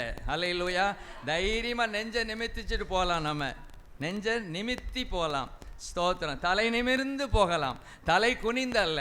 நம்ம பாவம் செய்கிற வேளையில தான் தலை குனியணும். மற்றபடி நம்ம கர்த்தருடைய பிள்ளைகளாக இருக்கும் பட்சத்தில் ஓட்டாண்டியாக இருந்தாலும் பரவாயில்ல, நிமிர்ந்து நடக்கக்கூடிய கிருபைகளை கர்த்தர் நமக்கு தருவார். ஹல்லேலூயா. Praise the Lord. பாருங்க, இந்த இடத்துல கர்த்தர் சொல்றாரு, நான் எங்க வச்சிருக்கிறேன்? மனதில் வைத்திருக்கிறேன். ஆகவே நீ என்ன பண்ணு, உன்னை பலவீனர் இல்லையா என்ன செஞ்சிட்டான்? வெட்டி போட்டுட்டான். இதை நான் சும்மா விட மாட்டேன். நீ சும்மா விட்டுறலாம், ஆனால் நான் விட மாட்டேன். ஆகவே நீ என்ன பண்ணு, உன் தேவனாகிய கர்த்தர் நீ சுதந்தரித்து கொள்ள உனக்கு கொடுக்கும் தேசத்தின் சுற்றுப்புறத்தாராகிய உன்னுடைய சத்துருக்களை எல்லாம் உன் தேவனாகிய கர்த்தர் விலக்கி உன்னை இளைப்பார பண்ணும்போது நீ அமலேக்கின் பேரை வானத்தின் கீழ் இராதபடிக்கு அழிய பண்ண கடவாய். இதை மறக்க வேண்டாம். அவர் என்ன சொல்றாருன்னா, நீ ஒண்ணுமே செய்யக்கூடாது முதல்ல, அப்புறம் நான் பழி வாங்குவேன். அப்போ நான் பெர்மிஷன் கொடுத்த பிறகுதான் அதை நீ என்ன செய்யணும். ஆனால் இன்னைக்கு புதிய உடன்படிக்கையில் இதுவுமே கிடையாது. அவர் டோட்டலாக சொல்கிறாரு, பழி வாங்குதல் எனக்கு உரியது, நானே பதில் செய்வேன். என்கிட்ட சொல்லிட்டு பேசாமல் இருந்துரு, அவ்வளோதான். நான் பார்த்துக்கிடுவேன் அந்த காரியத்தை. நீ என்கிட்ட என்ன செய்ய? பழி வாங்குதல் எனக்குரியது, நானே பதில் செய்வேன், நான் உனக்கு பதில் செஞ்சிருவேன். நீ என்ன செய்யாத, முந்தாத. இப்போ புதிய பிரமாணங்கள் கொஞ்சம் அந்த கிருபையின் பிரமாணத்துக்குள்ளாக நமக்கு என்ன செய்யும் வரும். இந்த மாதிரி நமக்கு பிடிக்காதவங்களை நீ போய் அடி அப்படிலாம் ஆண்டவர் சொல்ல மாட்டார். அந்த நியாயப்பிரமாண காலம் இருந்ததுனால தேவன் அப்படி சொன்னார். கண்ணுக்கு கண் பல்லுக்கு பல். ஒன்னே அவன் கவனிக்கலை, ஒன்னே என்ன அடித்தான், ஒன்னே என்ன ஒருக்குனான். ஆகவே நீ அதன்படி அந்த நியாயப்பிரமாணத்தின்படி செஞ்சிருன்னு ஆண்டவர் என்ன செய்கிறார் சொல்லுகிறார். ஆனால் புதிய பிரமாணத்தில் இந்த பாயிண்ட் வராது. அவர் சொல்லுவார், நீ அடிச்சிடாத, ஒருத்தன் வலது கணத்தில் அடித்தா இடது கணத்தையும் நீ காட்டு, அப்படி தான் இன்றைக்கி சொல்லியிருக்கிறாரு. நம்ம என்ன செய்யணும், யாராவது நமக்கு விரோதமாக செயல்பட்டு கொண்டே இருந்தால் ஆண்டவரே நீர் பார்த்துக்கிடுங்க ஆண்டவரேன்னு ஆண்டவருடைய கரத்தில் கொடுத்துட்டு ஒதுங்கிக்கிறணும். நாம் என்ன செய்யக்கூடாது, எப்படி மடக்கலாம், எப்படி கவுக்கலாம், எப்படி நம்ம செய்யலாம் அப்படின்னு மனுஷீக ரீதியாக நாம் போராட வேண்டிய அவசியம் இல்லை. ஏனென்றால் தேவன் தன்னுடைய நினைவிலே என்ன செஞ்சிருக்கிறார், வைத்திருக்கிறார். ஹல்லேலூயா, ஸ்தோத்திரம். அடுத்தது ஏதோமியர் செய்ததை நம்ம பார்ப்போம். ஒபதியா 1ஆம் அதிகாரம் 10 வாசிங்க. ஒபதியா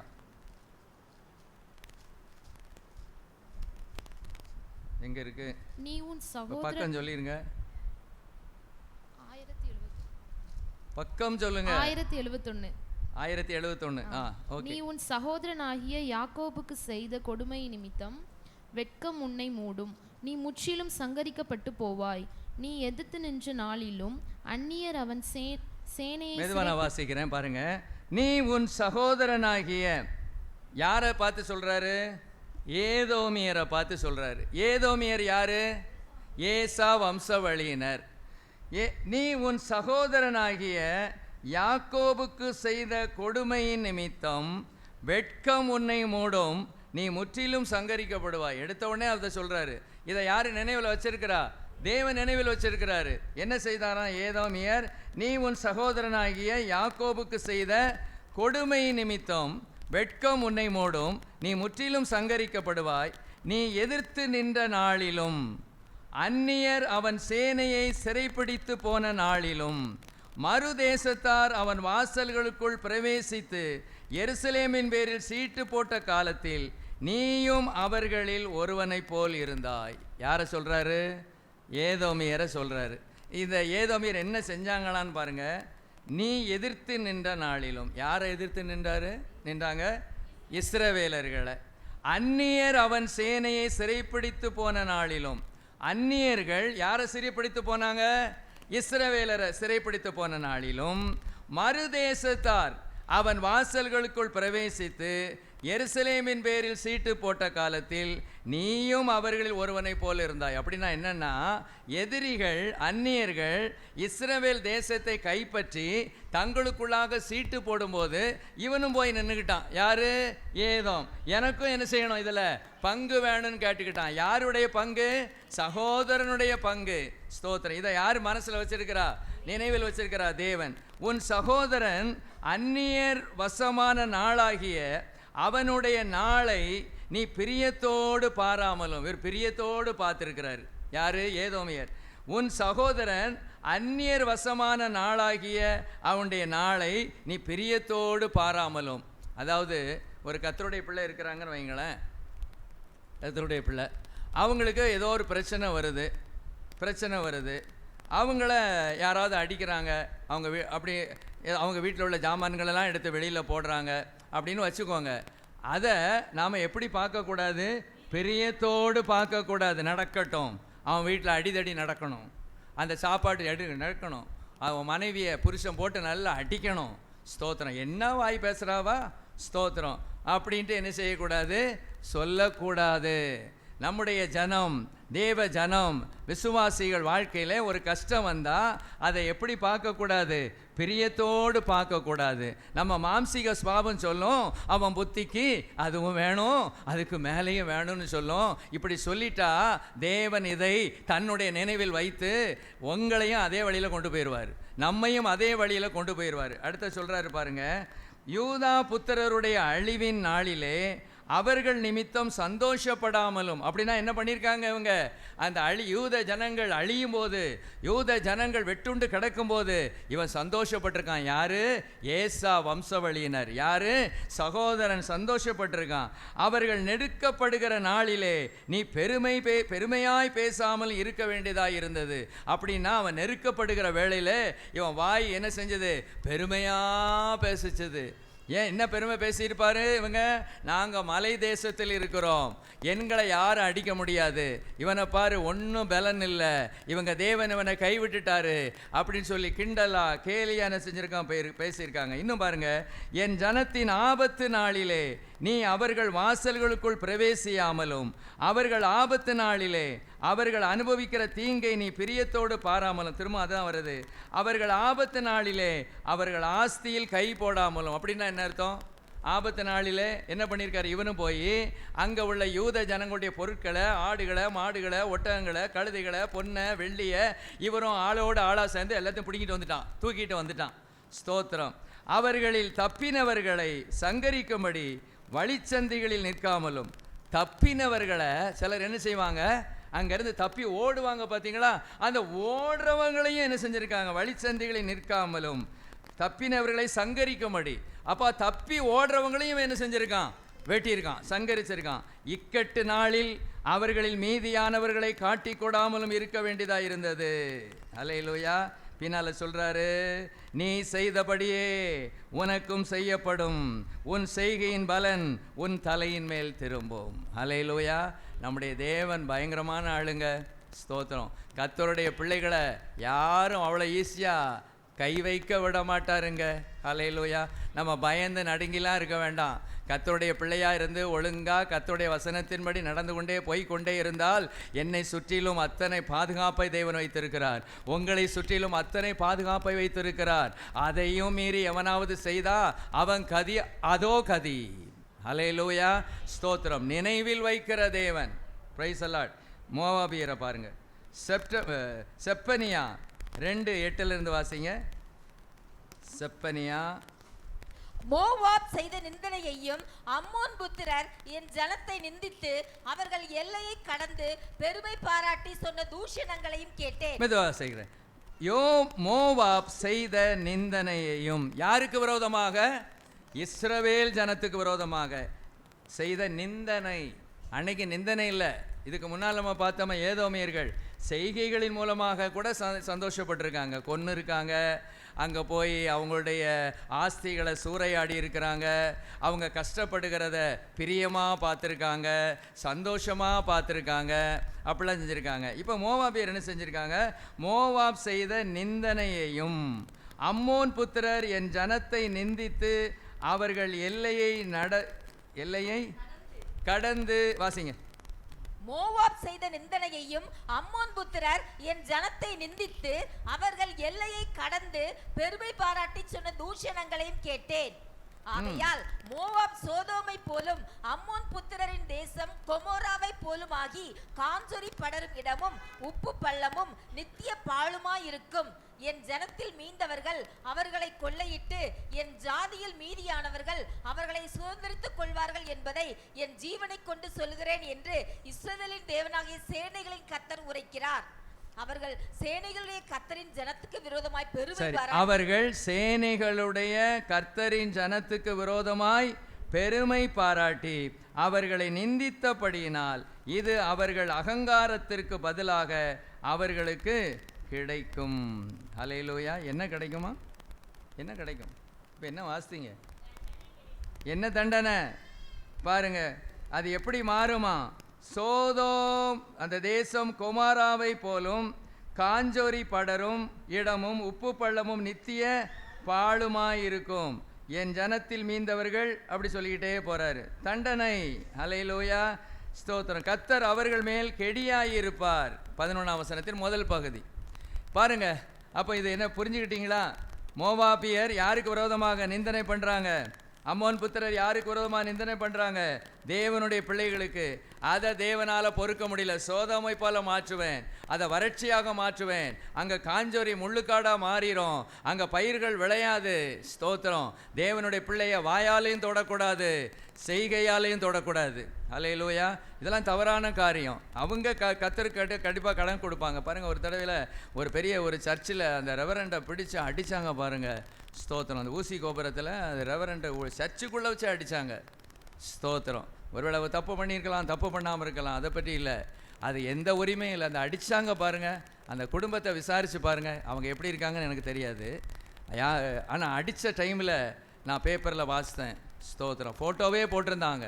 அந்த ரெவரண்டை சர்ச்சுக்குள்ளே வச்சு அடிக்கிறார் ஒரு விசுவாசி. அல்லேலூயா. ஸ்தோத்திரம். ரொம்ப கொடூரம். அது சரியாக என்ன செய்யாது, ஆசீர்வாதமாக என்ன செய்யாது, இருக்காது. ஸ்தோத்திரம். சரிங்க. பாருங்கள், இந்த இடத்துல மொத்தமாக அந்த இஸ்ரவேல் ஜனங்களை அவங்க நிந்தனை பண்ணினதையே தேவனால் என்ன செய்ய முடியல, பொறுக்க முடியல. நிந்திக்காதீங்க தேவனுடைய பிள்ளைகளை, தேவ ஜனத்தை நிந்திக்காதீங்க. Price allot.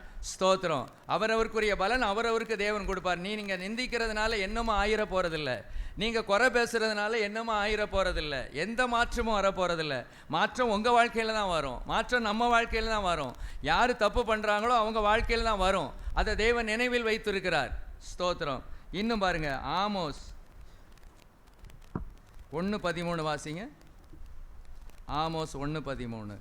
கர்த்தர் சொல்லுகிறது என்னவென்றால், அம்மோன் புத்திரரின் 3 பாதங்களின் நிமித்தம் 4 பாதகங்களின் நிமித்தமும் நான் அவர்கள் ஆக்கினையை திருப்ப மாட்டேன். அவர்கள் தங்கள் எல்லைகளை விஸ்தாரமாக்கும்படிக்கு கீலேயா தேசத்தின் கர்ப்பஸ்திரீகளை கீறி போட்டார்கள். யாரு நினைவில் வச்சிருக்கா?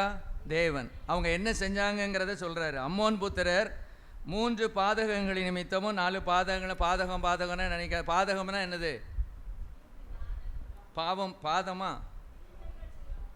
பாவம். ஹல்லேலூயா. பாதகம்னா என்னது? பாவம். அவங்க பாவங்களின் நிமித்தம் நான் அவர்கள் ஆக்கினையை திருப்ப மாட்டேன்னா, ஆக்கினையை அவங்களுக்கு செலுத்துவேன்னு அர்த்தம். ஆக்கினையை நான் திருப்பிக் கொள்ள மாட்டேன், ஆக்கினை அவங்களுக்கு வரும். ஏன் வரும்? அவர்கள் தங்கள் எல்லைகளை விஸ்தாரமாக்கும்படிக்கு கீலேயா தேசத்தின் கர்ப்பஸ்திரீகளை கீறி போட்டார்களே. இஸ்ரவேல் தேசத்தின் ஒரு பகுதி கீலேயா தேசம். அல்லேலூயா. அந்த கீலேயா தேசம்ங்கிறது யோர்தான் நதிக்கு இப்புறத்தில் இருக்கிறது. அது ரூபன், மனாசே பாதி கோத்திரம், காத்து, இந்த 3ஐயும் சேர்த்து தான் ஆண்டவர் எப்படி பேசுகிறாரு? கீலேயாத் தேசம். இந்த தேசத்தில் உள்ள கர்ப்பஸ்திரீகளை கீறி போட்டார்களே. ஹல்லேலூயா. ஸ்தோத்திரம். எப்படி பாருங்க, எப்படி நினைவில் வச்சிருக்கிறாரு பாருங்க. ஹல்லேலூயா. ஸ்தோத்திரம்.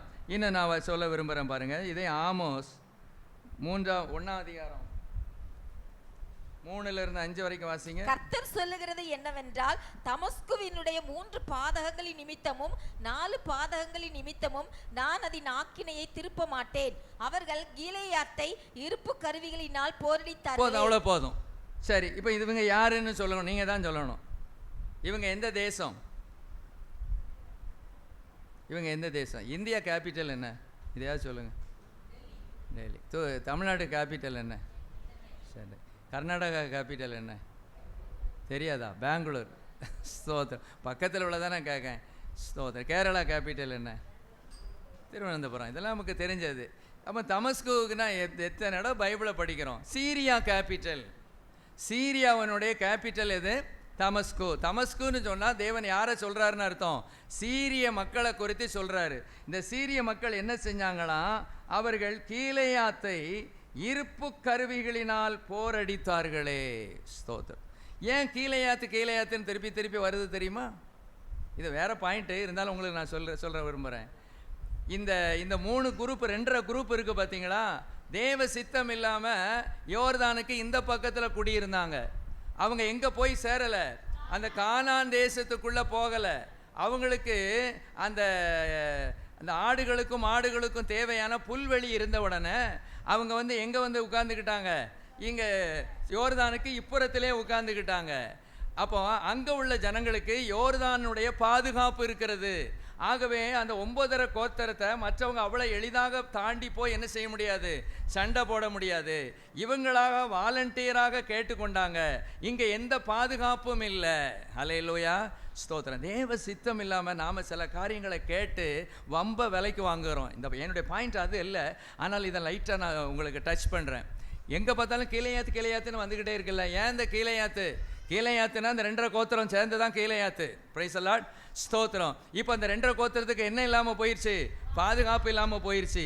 பாதுகாப்பு இல்லாமல் போனாலும் கூட, இவர்கள் சுய சித்தத்தின்படி அந்த தெரிந்து கொண்டாலும் கூட, அவர்கள் யாரு, தேவனுடைய பிள்ளைகள். அந்த தேவனுடைய பிள்ளைகளை இவங்க என்ன செஞ்சாங்க, அவர்கள் கீழையாத்தை இருப்பு கருவிகளினால் என்ன செய்தார்கள், போரடித்தார்கள். ஆகவே அவங்களெல்லாம் ஆசகேலின் வீட்டிலே தீ கொளுத்துவேன், பெனாதாத்தின் அரண்மனைகளை பட்சிக்கும். ஏன் ஆசகேல் பெனாதாத்தெல்லாம் சொல்றாரு? அவங்கெல்லாம் யாரா இருந்தாங்க, ராஜாக்களாக இருந்தாங்க.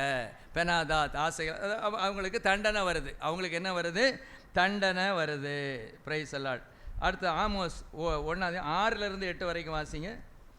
கர்த்தர் சொல்லுகிறது என்னவென்றால், காத்சாவினுடைய 3 பாதகங்களின் நிமித்தமும் 4 பாதகங்களின் நிமித்தமும் நான் அதன் ஆக்கினையை திருப்ப மாட்டேன். அவர்கள் சிறைப்பட்டவர்களை ஏதோமியரிடத்தில் ஒப்புவிக்கும்படி முழுதும் சிறையாக்கினார்களே. சரி, இவங்களையாவது சொல்லுங்க, யாருன்னு சொல்லுங்க. காத்சானா யாரு? பெலிஸ்தரை குறித்து ஆண்டவர் சொல்றாரு, அவர்கள் சிறைப்பட்டவர்களை ஏதோமியரிடத்தில் ஒப்புவிக்கும்படி முழுதும் சிறையாக்கினார்களே. என்ன செஞ்சிட்டாங்க, சிறைப்பட்டவர்களை யார்கிட்ட கொண்டு ஒப்படைச்சிட்டு போயிட்டாங்க, ஏதோமியர்கிட்ட போய் என்ன செஞ்சிட்டாங்க, கொடுத்துட்டு போயிட்டாங்க. அதையும் ஆண்டவர் என்ன செஞ்சிருக்கிறாரு, ஞாபகம் வச்சிருக்கிறாரு. நிறைய பேர் பின்னாலேயும் அதே காரியங்கள் தான் இருக்குது. Price the Lord. இப்படி ஒவ்வொன்றும் நம்ம சொல்லிக்கிட்டே போகலாம். பிரைஸ் தி லார்ட், ஸ்தோத்திரம். இப்போ 2வது பாயிண்ட்ல நம்ம என்ன பார்த்தோம், தேவ ஜனத்திற்கு செய்த தீமைகளை நினைவில் வைத்திருக்கிறார். ஹல்லேலூயா, பிரைஸ் தி லார்ட். எங்கே வச்சிருக்கிறாரு, நினைவில் வைத்திருக்கிறார். ஆமோஸ் 1:11 பார்த்துட்டோம்ல, என்ன பார்க்கல? ஆமோஸ் 1:11 வாசிங்க. மேலும் ஏதோமுடைய 3 பாதகங்களின் நிமித்தமும் 4 பாதகங்களின் நிமித்தமும் நான் அவன் ஆக்கினையை திருப்ப மாட்டேன். அவன் தன் சகோதரனை பட்டயத்தோடே தொடர்ந்து தன் மனதை இரக்கமற்றதாக்கி தன் கோபத்தினாலே என்றைக்கும் அவனை பீறி போட்டு தன் மூர்க்கத்தை நித்திய காலமாக வைத்திருக்கிறானே. சரி, உபதேயாவிலையும் பார்த்தோம், இப்போ இதுலேயும் நம்ம பார்க்குறோம். என்ன பார்க்குறோம், என்ன சொல்கிறார் ஆண்டவர், நான் ஆக்கினையை திருப்ப மாட்டேன். ஏன் அப்படின்னா, அவன் தன் சகோதரனை பட்டயத்தோடு தொடர்ந்து தன் மனதை இரக்கமற்றதாக்கி தன் கோபத்தினாலே என்றைக்கும் அவனை பீறி போட்டு தன் மூர்க்கத்தை நித்திய காலமாக வைத்திருக்கிறானே. அவன் மூர்க்கமாக வச்சிருக்கிறானோ இல்லையோ, இதை யார் நிலவில் வச்சிருக்கிறா, தேவன். ரொம்ப கவனமாக இருக்கணும். பிரைஸ் தி லார்ட், ஸ்தோத்திரம். நமக்கு இப்போல்லாம் ரொம்ப சர்வசாதாரணம், ஊழியர்களை ஏசுறது, கர்த்தருடைய பிள்ளைகளை கண்டமனைக்கு பேசுறது, ஸ்தோத்திரம். இதெல்லாம் ரொம்ப சர்வசாதாரணமாக இப்போ உள்ள ஜனங்களுக்கு. இப்போ நம்ம போய் எங்கேயும் போய் அருவாள் எடுத்துகிட்டு வெட்ட மாட்டோம். அன்னைக்கு எப்படி வெட்டியிருக்காங்க, தன் சகோதரனை பட்டயத்தோடு தொடர்ந்து தன் மனதை இரக்கமற்றதாக்கி தன் கோபத்தினாலே என்றைக்கும் அவனை பீறி போட்டு, எப்பா பீரியே போட்டு தன் மூர்க்கத்தை நித்திய காலமாக வைத்திருக்கிறானே. ஏதோ ஒரு கோபத்தில் ஒருக்கா செஞ்சிட்டான், சரி விட்டுட்டான், அப்படி இல்லை. நித்தியமாக நிரந்தரமாக. எனக்கு எதிரி யாரு, ஊழியக்காரன். Price the Lord. எனக்கு எதிரி யாரு, அந்த விசுவாசி. எனக்கு எதிரி யாரு, என் சொந்தக்காரன். எனக்கு எதிரி யாரு, இந்த சொக்காரன். அது எப்படி வச்சிருக்கிறாங்களா, நிரந்தரமாக. ஆண்டவர் சொல்றாரு, இதை சொல்லாமல் சொல்றாரு, எப்பா உனக்கு ஒரு கோபம் வருது, வரக்கூடும். நம்ம உலகத்தில் தான் இருக்கிறோம். சிலர் மேலே எரிச்சல் வரும், சிலர் மேலே பொறாமை வரும். இதெல்லாம் வர்றது இயல்பு தான். ஆனால் அதை ஏன்ப்பா நித்திய காலமாக வச்சிருக்கிற, அதை ஏன்ப்பா நிரந்தரமாக வச்சிருக்கிற, அதை விட்டு நான் உன்னை ஆசீர்வதிப்பேன் அப்படி நீ மனசில் வச்சிருக்கிறாத, அது ஒன்றை தான் வேதனைப்படுத்தும். உன் குடும்பத்துக்கு தான் அது சாபமாக போகும். அதை முதல்ல நீ என்ன செய்யும், புரிஞ்சுக்கோன்னு நம்ம ஒவ்வொருவரையும் பார்த்து ஆண்டவர் சொல்லுகிறார். சில கசப்புகள் நமக்குள்ளாக இருக்குது. ஏதாவது முன்னால் இவங்கெல்லாம் ஏன் சண்டைக்கு போட்டாங்க, இஸ்ரவேல் ஜனங்களும் அவங்க கூட சண்டை போட்டிருப்பாங்க. அப்போ அதுக்கு பழிக்கு பழியாக கூட அவங்க வந்திருப்பாங்க. ஆனால் தேவன் தன்னுடைய பிள்ளையை விட்டு கொடுக்கல. அதான் அதனுடைய காரியம். தேவன் தன்னுடைய பிள்ளையை என்ன செய்யலை, விட்டு கொடுக்கவே இல்லை. இந்த காரியத்தை நம்ம சரியாக புரிந்து கொண்டு நம்ம வாழ்க்கையில் சரியாக இருக்கணும்னு ஆண்டவர் விரும்புகிறார். அப்படி இல்லைன்னா தண்டனை தான். நீங்கள் படித்து பாருங்கள். யார் யார் அவங்களுக்கு எதிராக வந்தாங்களோ நான் ஆக்கினை திருப்ப மாட்டேன், அல்லது இந்த மாதிரி செய்வேன். அவங்க கற்பஸ்திரீகளை கீறி போட்டாங்க, அவங்க அங்கே கொண்டு ஏதோமியர் இடத்துல ஒப்படைச்சிட்டாங்க. இருப்பு பால்கள் அது அப்படி ஒன்று பார்த்தோம்ல, இருப்பு கருவிகளினால் போரடித்தார்களே. இருப்புன்னா என்னது? இரும்பு கருவியை வச்சு அடித்து நொறுக்கிட்டாங்க. இன்னும் சில தப்பி ஓடுறவங்களை கூட என்ன செஞ்சாங்க? பாதி வழியில் நின்று என்ன பண்ணிட்டாங்க? சங்கரிச்சிட்டாங்க. அவன் சீட்டு போடும்போது இவனு எனக்கு ஒரு பகுதி வேணும்னு போய் உட்காந்துக்கிட்டான். இப்படிலாம் நம்ம செய்கிற காரியங்கள் தேவனுடைய நினைவில் இருக்கிறது. அல்லேலூயா. நம்முடைய கீழ்ப்படிதல் மாத்திரமல்ல, நம்முடைய நன்மையான காரியங்கள் மாத்திரமல்ல, நம்ம தேவனுடைய பிள்ளைகளுக்கு விரோதமாக செயல்படுகிற காரியங்களும் மனதிலே இருக்கிறது. இந்த 2வது பாயிண்ட் கொஞ்சம் கஷ்டமாக இருக்கும். முதல் பாயிண்ட் கொஞ்சம் பரவாயில்லாமல் இருக்கும். கீழ்ப்படிதல் அப்படின்னா ரொம்ப கஷ்டம், நல்லா இருக்கும். சரி நம்ம கீழ்ப்படிவோம் அப்படின்னு நம்ம நினைப்போம். ஆனால் அந்த 2வது பாயிண்ட்டு ரொம்ப கடினமான ஒரு பாயிண்ட்டு தான். தேவ ஜனத்துக்கு செய்த தீமைகளை தேவன் நினைவில் வைத்திருக்கிறார். தேவன் நினைவில் வைத்து கெட்டி பிடிச்சு முத்தம் கொடுக்க மாட்டார். Price the Lord. ஸ்தோத்திரம். டேய் என்ன செய்ய மாட்டார்? தேவன் முத்தம் கொடுக்க மாட்டார். ஸ்தோத்திரம். பரவாயில்லையப்பா, நல்லா பேசுறிய, அழகாக பேசுறிய, உன் தமிழ் செந்தமிழ் அழகாக அடுக்கு தொடரில் பேசுறிய அப்படி நினைப்பாருன்னு நினைக்கிங்களா? ஸ்தோத்திரம். அப்படிலாம் நினைக்க மாட்டார். ரொம்ப கவனமாக இருக்கணும். ஆண்டவரே என் வாய்க்கு காவல் வைய. நம்ம வாயில் தான் பேசுவோம், மற்றபடி செயலில் நம்ம அதிகமாக செய்ய மாட்டோம். செயலில் செய்யணும்னு சொல்கிறீங்களா பாஸ்டர்னு கேட்குறீங்களோ? ஸ்தோத்திரம். நீங்கள் சொல்கிறத பார்த்தா செயல்களில் செய்யுங்கன்னு சொல்கிறத பார்த்து, ஒருவேளை நம்ம அந்த மாதிரிலாம் வீரர்கள் கிடையாது. ஆனால் பொதுவாக நம்ம என்ன பண்ணுவோன்னா வாயினாலே என்ன செய்வோம்? ஸ்தோத்திரம். ஆனால் அவன் செத்தான், அதோட அந்த வாயில் பேசுகிற வார்த்தையே அவன் செத்தே போயிடுவான். அந்த மாதிரி என்ன செஞ்சிடுவான்? பேசி தள்ளிடுவான். சாவு எதில் இருக்கும்? நாக்கில் இருக்கும். ஸ்தோத்திரம். அதெல்லாம் நம்ம என்ன செய்யக்கூடாது. கர்த்தர் அதை நினைவில் வச்சு நமக்கு தண்டனை கொடுத்துடக்கூடாது. நீங்கள் ஒரு வேளை செஞ்சுட்டு போயிடுவீங்க, நம்ம பிள்ளைகளுக்கு அது சாபமாக போயிடக்கூடாது. ஈசாக்கு விஷயத்தில் நீங்கள் பார்த்தீங்கன்னா அவர் செஞ்ச கீழ்ப்படிதல் ஈசாக்குக்கும் அவர் சந்ததிக்கும் ஆசீர்வாதமாக இருந்துச்சு. ஆனால் இந்த குரூப்பெல்லாம் ஏதோமியர், மோவாபியர், அம்மோனியர், சீரியர், பெலிஸ்தியர், அமலேக்கியர், இவர்கள் செய்ததெல்லாம் இவங்களுடைய சந்ததிக்கு தண்டனையாகத்தான் வந்தது. அல்லேலூயா. Praise the Lord. அப்போ தேவன் மறந்துட்டாருன்னு நினைக்காதீங்க. நாம் செய்கிறதெல்லாம் தேவன் மறந்துட்டார். அவர் கண்டுக்கிடவே மாட்டாருங்க. அவர் கண்டுக்கிடவே மாட்டார், அமைதியாக இருப்பார். அதான் பைபிளில் இன்னொரு வசனம் இருக்குது, துர்க்கிரியைக்கு தக்கதான தண்டனை சீக்கிரமாய் நடவாதபடியினால் தவறு செய்யும்படியாக, பாவம் செய்யும்படியாக மனிதனுடைய இருதயம் துணிகரம் கொண்டு இருக்கிறது. நம்ம இந்திய தேசத்திலும் அப்படி தான். சட்டங்கள் ரொம்ப ஓட்டையாக இருக்குது. துணிஞ்சு செய்கிறாயா. நம்ம இந்திய சட்டம், இந்த இந்திய சட்டத்தில் தூக்கி அப்படி அவ்வளவு லகுவாக இருக்குது பாருங்கள். நம்ம இந்திய சட்டம் ரொம்ப லகுவாக இருக்குது. அதனால தான் தைரியமாக என்ன செய்கிறாங்க? பாவம் செய்கிறாங்க. இப்போ மலேசியா இந்த மாதிரி நாடுகளில், சிங்கப்பூர்லாம் பார்த்திங்கன்னா இந்த கிஞ்சாலாம் வச்சுருந்தாங்கன்னா அவனுக்கு தூக்கு தண்டனைங்க. நம்ம இந்திய தேசத்தில் அப்படி இல்லை. 10 நாள் இருந்துட்டு 11ஆவது நாள் வெளியே வந்துடுவான். ஜாமீன்லேயே வெளியே வந்தார் அப்படின்னு. அப்புறம் அவன் நெஞ்சை நமித்துக்கிட்டு அலைவான் தெருவில். ஸ்தோத்திரம். இதெல்லாம் நம்ம சர்வசாதாரணமாக என்ன செய்கிறோம்? நம்ம தேசத்தில் என்ன செய்கிறோம்? பார்க்குறோம். சரி, இன்றைக்கி நம்ம 2 பாயிண்ட் பார்த்தோம். என்ன பாயிண்ட்லாம் பார்த்தோம்?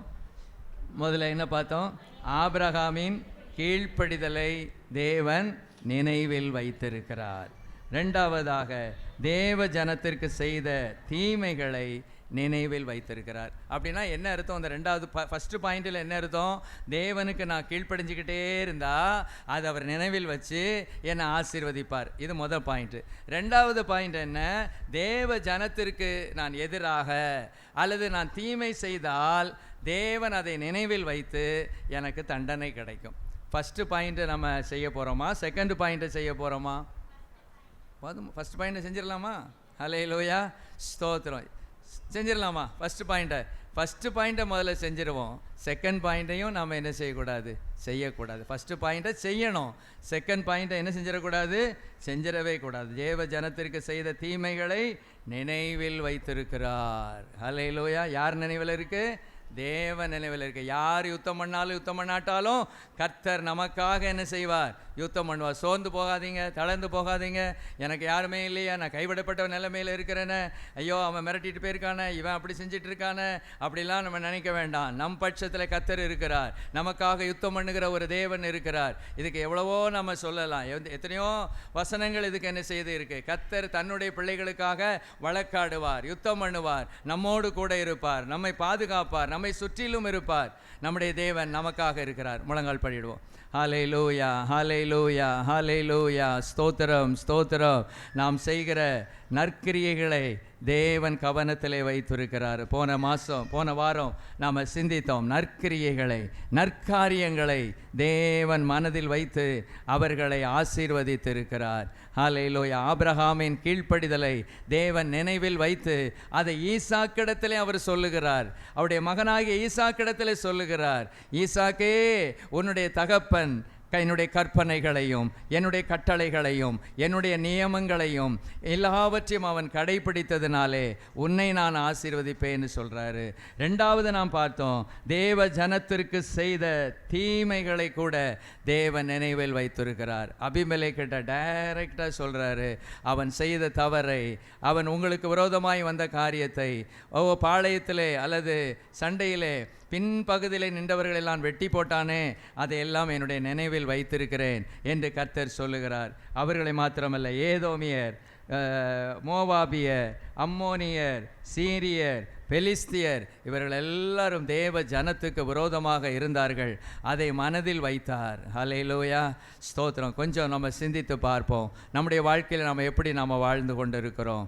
தேவன் மறந்தார்னு நினைக்கிறாதீங்க. தேவன் ஒன்றும் கண்டுக்கிடவே மாட்டார் அப்படி நினைக்க வேண்டாம். தேவனுடைய நாட்கள் ஒரு நாளில் முடிகிறதல்ல. தேவன் இரக்கமுள்ள தேவன், மன உருக்கமுள்ள தேவன், மனம் திரும்ப வாய்ப்பு கொடுக்கிற தேவன், தவணை கொடுக்கிற தேவன். தேவன் தவணை கொடுக்கிற நாட்களிலே, தேவன் நமக்கு இறங்குகிற வேளையிலே நம்மை ஒப்பு கொடுப்போம் என்றால் தேவன் நம்மை ஆசீர்வதிப்பார். எல்லா சாபங்களும் நம்மை விட்டு போயிடும். இந்த மோவாபியர் இவங்கெல்லாம் ஆண்டவரை தேடவே இல்லை, ஆகவே தான் தண்டனை பெற்றார்கள். ஆண்டவர் கண்டிப்பாக வாய்ப்பு கொடுத்திருப்பார், தருணங்களை கொடுத்திருப்பார். ஆனால் அவர்கள் அதை ஏற்றுக்கொள்ளவே இல்லை. தேவ சமூகத்தில் முற்றிலுமாய் நம்ம ஒப்பு கொடுப்போம். ஆபிரகாமை போல ஒரு கீழ்ப்படிதலை தாங்கப்பா. ஆண்டவரே, இந்த ஜனங்களை போல ஆண்டவரே, தேவ ஜனத்துக்கு நான் தீமை செய்ய நான் விரும்பலை ஆண்டவரே. அப்பா, நான் இப்படி இனிமேல் விரும்பவே இல்லை. ஒருவேளை நீங்கள் அப்படி செய்திருப்பீர்கள் என்றால் இந்த வேளையில் ஆண்டவரே என்னை மன்னியும் என்று ஆண்டவருடைய சமூகத்திலே நாம் ஒப்பு கொடுப்போம் என்றால் உடனே மன்னிப்பதற்கு அவர் தயவு பெருத்தவராக நம்மத்தில் அசைவாடி கொண்டிருக்கிறார். நான் மன்னிக்க மாட்டேன்னு யாருக்கும் அவர் சொல்லவே இல்லை.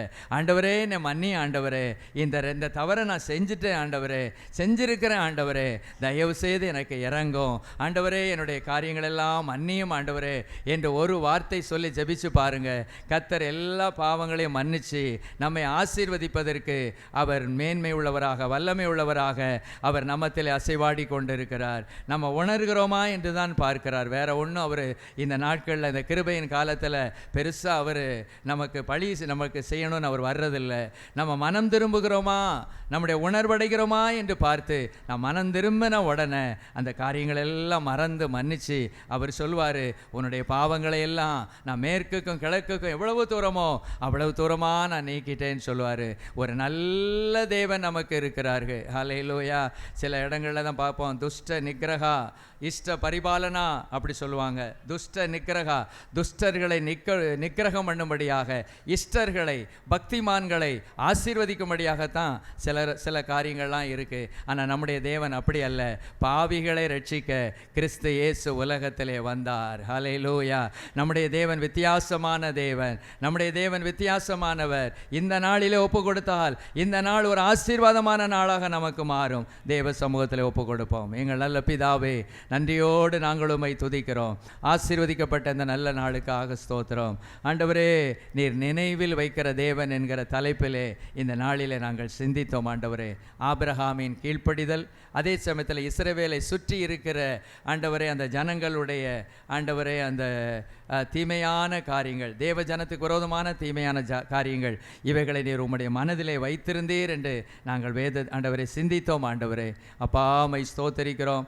ஒருவேளை ஆண்டவரே நாங்கள் முதல் பகுதியிலே நாங்கள் ஒருவேளை நன்றாக இருக்கலாம், அல்லது இன்னும் கீழ்ப்படிதல் எங்களுக்கு தேவையாக இருக்கலாம். அதே சமயத்தில் 2வது பகுதியிலும் ஒருவேளை நாங்கள் கீழே விழுந்திருந்தால் இதிலே நாங்கள் சரி செய்ய வேண்டிய பகுதி இருந்தால் ஆண்டவரை இந்த நாளில் எங்களை சரி செய்து ஆண்டவரை உம்முடைய பிள்ளையாக ஏற்றுக்கொண்டு தொடர்ந்து நாங்கள் முன்னேறி செல்ல கர்த்தர் கிருபை செய்வீராக. சபையை பரிசுத்தப்படுத்தும், வருகைக்கு ஆயத்தப்படுத்தும். எல்லா கனம் மகிமை துதியெல்லாம் உமக்கே செலுத்துகிறோம். இயேசுவின் மூலம் கேட்கிறேன் பிதாவே, ஆமென். என் ஆத்துமாவே கர்த்தரை ஸ்தோத்திரி, என் முழு உள்ளமே அவருடைய பரிசுத்த நாமத்தை ஸ்தோத்திரி. என் ஆத்துமாவே கர்த்தரை ஸ்தோத்திரி, கர்த்தர் செய்த சகல உபகாரங்களையும் மறவாதே, ஆமென். நம்முடைய கர்த்தராகிய இயேசு கிறிஸ்துவின் கிருபையும் தேவனுடைய அன்பும் பரிசுத்த ஆவியானுடைய ஐக்கியமும் சிநேகமும் நம் அனைவரோடும் கர்த்தருடைய வருகை மட்டும் நம்மோடு இருப்பதாக.